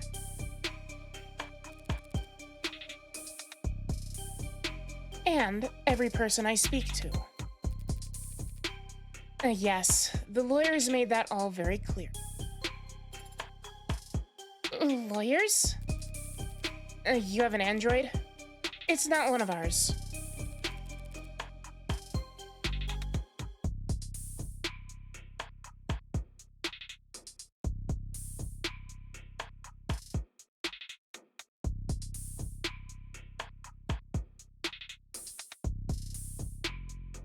You can tell that quickly. Got all the faces memorized. Got it memorized.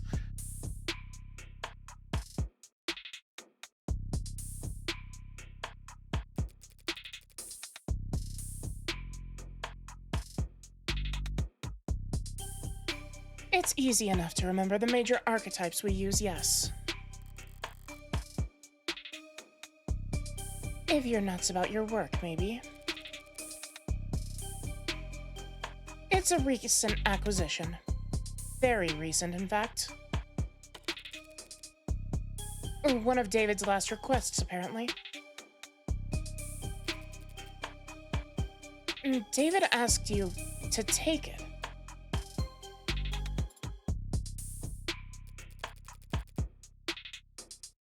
I've been told that you've been to David's estate already.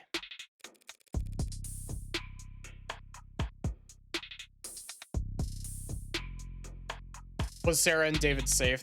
Is that why she was tagging along? Yeah. Adonai, it's father. They put bugs in him.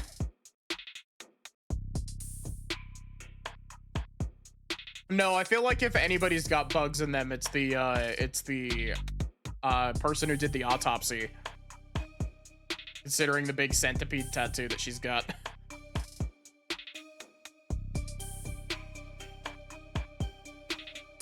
The police gave me full access to the scene. And then you know he wasn't alone last night. Yes, there was a single witness who met with him and called emergency services when he fainted. I was that witness. Really? Obviously. There aren't that many people David would bother meeting with in person.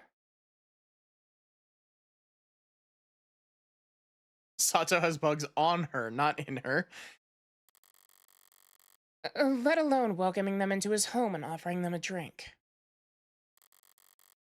I also knew that Young is his superior. On paper, though not in fame. And I knew that the witness had Executive Plan 3 insurance, so they had to be higher up than David. Well then, do your lawyers know we're having this conversation?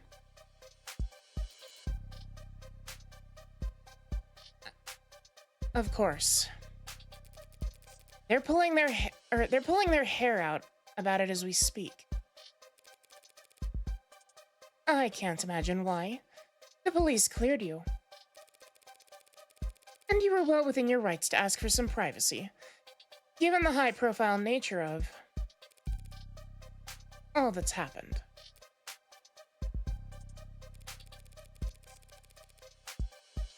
So why call me up here? Why cut through all the red tape your lawyers painstakingly hid you behind? Eventually you, or some clever lawyer like you, would get the record opened.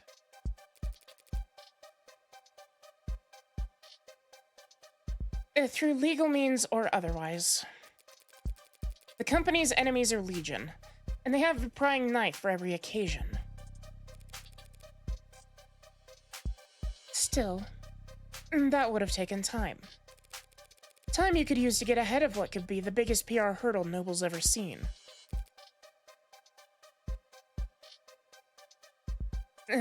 Touché. And so perhaps the truth of the matter is that I simply didn't want to hide. David was my colleague for several years. If I were in your shoes, I would have questions as well. You're doing this for my sake. No, my reasons are purely selfish. I'm only hoping that talking to someone whose job isn't to defend me from all consequences might prove therapeutic. If she wants to play confessional, that's fine by me. But is that really all that's going on here? Why don't you start from the beginning, then? You went to his home last night.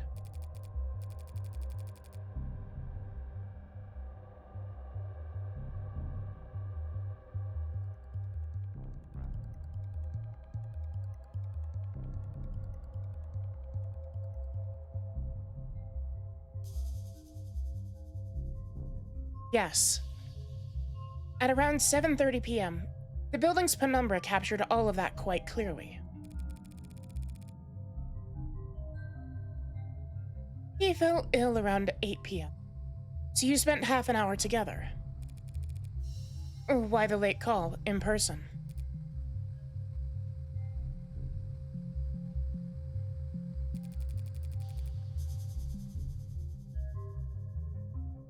We had an intense discussion yesterday afternoon. David never came in on Saturdays, and I didn't want to spend the weekend glaring at him through screens, so So I visited, and he let me in, and we talked. About. Are these two voices distinct enough, chat? The good old days, if you can believe it. Back when we were both new to the company, eager to make a name for ourselves. How long ago was that? 7 or 8 years ago? Miss Young? Putting a number on it doesn't sound that long ago, but it feels...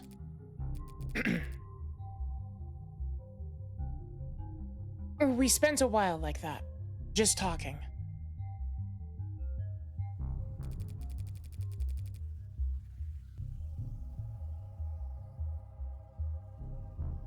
He was lively and sharp, and I never would have thought that a few minutes later that he would be dead. That he would commit suicide in front of me.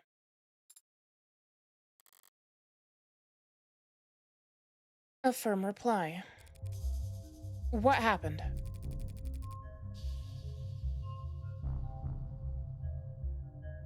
A quarter before 8, he said he wanted to toast. He got up, walked back into his workshop, and then he must have went down into his basement to get us a bottle. I checked some messages in the meantime. I definitely just slipped into more. Was there? Enjoyed the view. In other words, she stayed on camera. He came back with a bottle of whiskey and 2 plastic cups. We drank and talked. He got quieter, spoke less. I thought he was just getting drunk. I didn't get worried. Worried? I didn't get worried until he started to fall asleep. You tried to wake him? He wasn't responding. I tried to shake him awake, but he didn't seem... I left him and I ran to the kitchen to use the security system. Didn't think to use your phone? No. I suppose I didn't. But it worked out. The Penumbra's emergency protocols summoned a VTOL straight to his helipad with 1 button press.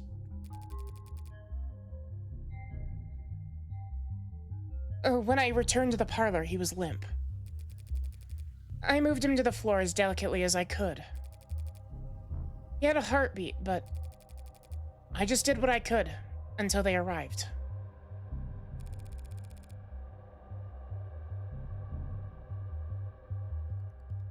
You went with them to the hospital, I take it? Yes. They insisted.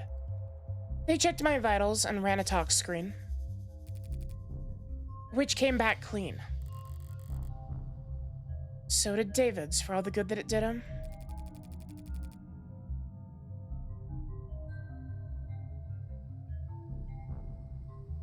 I wasn't paying close attention to what they were saying at that point. But I'm sure they ran through every step of the CCE SOP. And that's what they're paid to do.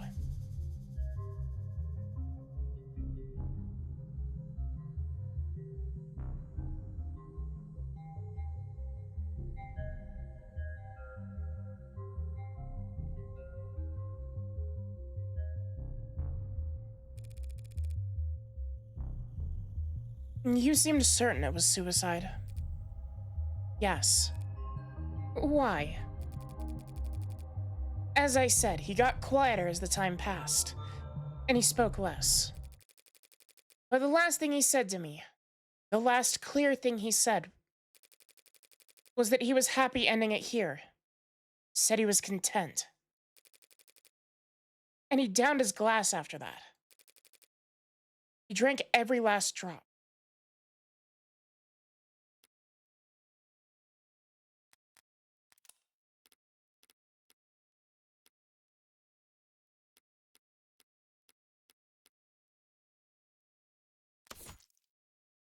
Extremely loud, incorrect buzzer.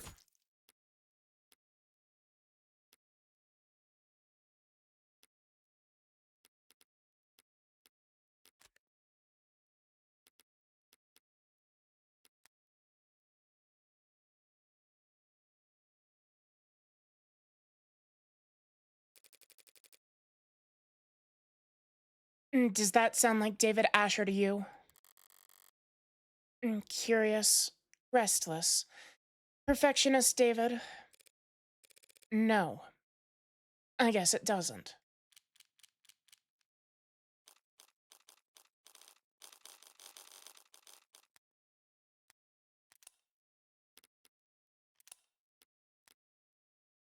Making a confidence save. I say confidence save, like we're not ending here. Fran got unstuck.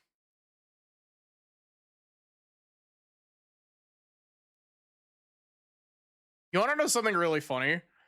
These little like hair tufts up next to Fran's hat. You can do those in Vroid super easily. they're a pre-configured thing on Vroid actually.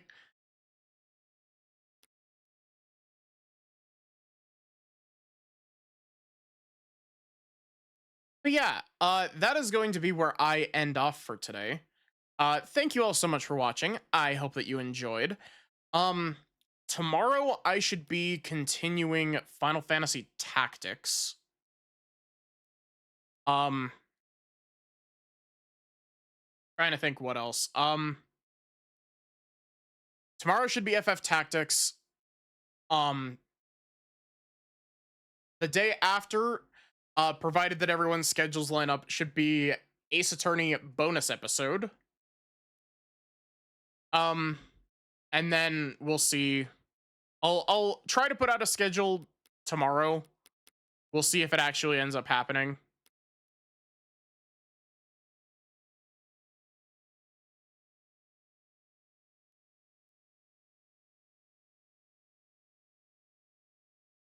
But yeah, I will start making tea before I do Of the Devil streams.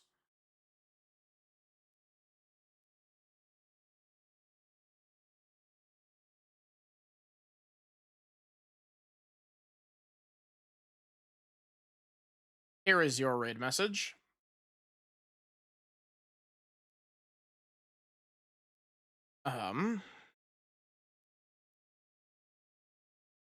Trying to think what else.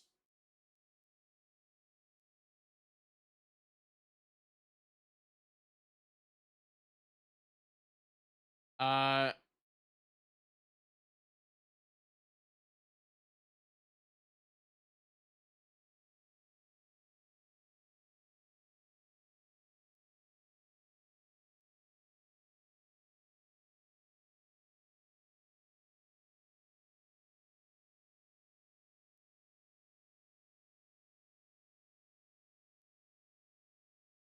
you know what? Let's go poke the turret.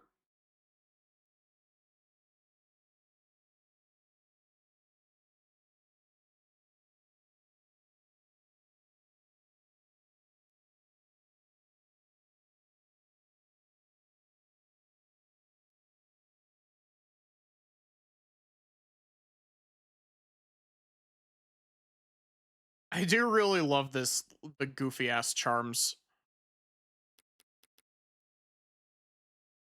of the port. But yeah, I should be back tomorrow with more FF Tactics. Trying to think if there's anything else. FF Tactics will be fun. I really enjoyed the first bit of it that I played. Originally, the plan was to do more of that tonight, but I didn't want to set up my capture card setup. I'm not gonna lie. But yeah, other than that, have a good one and take care, everyone.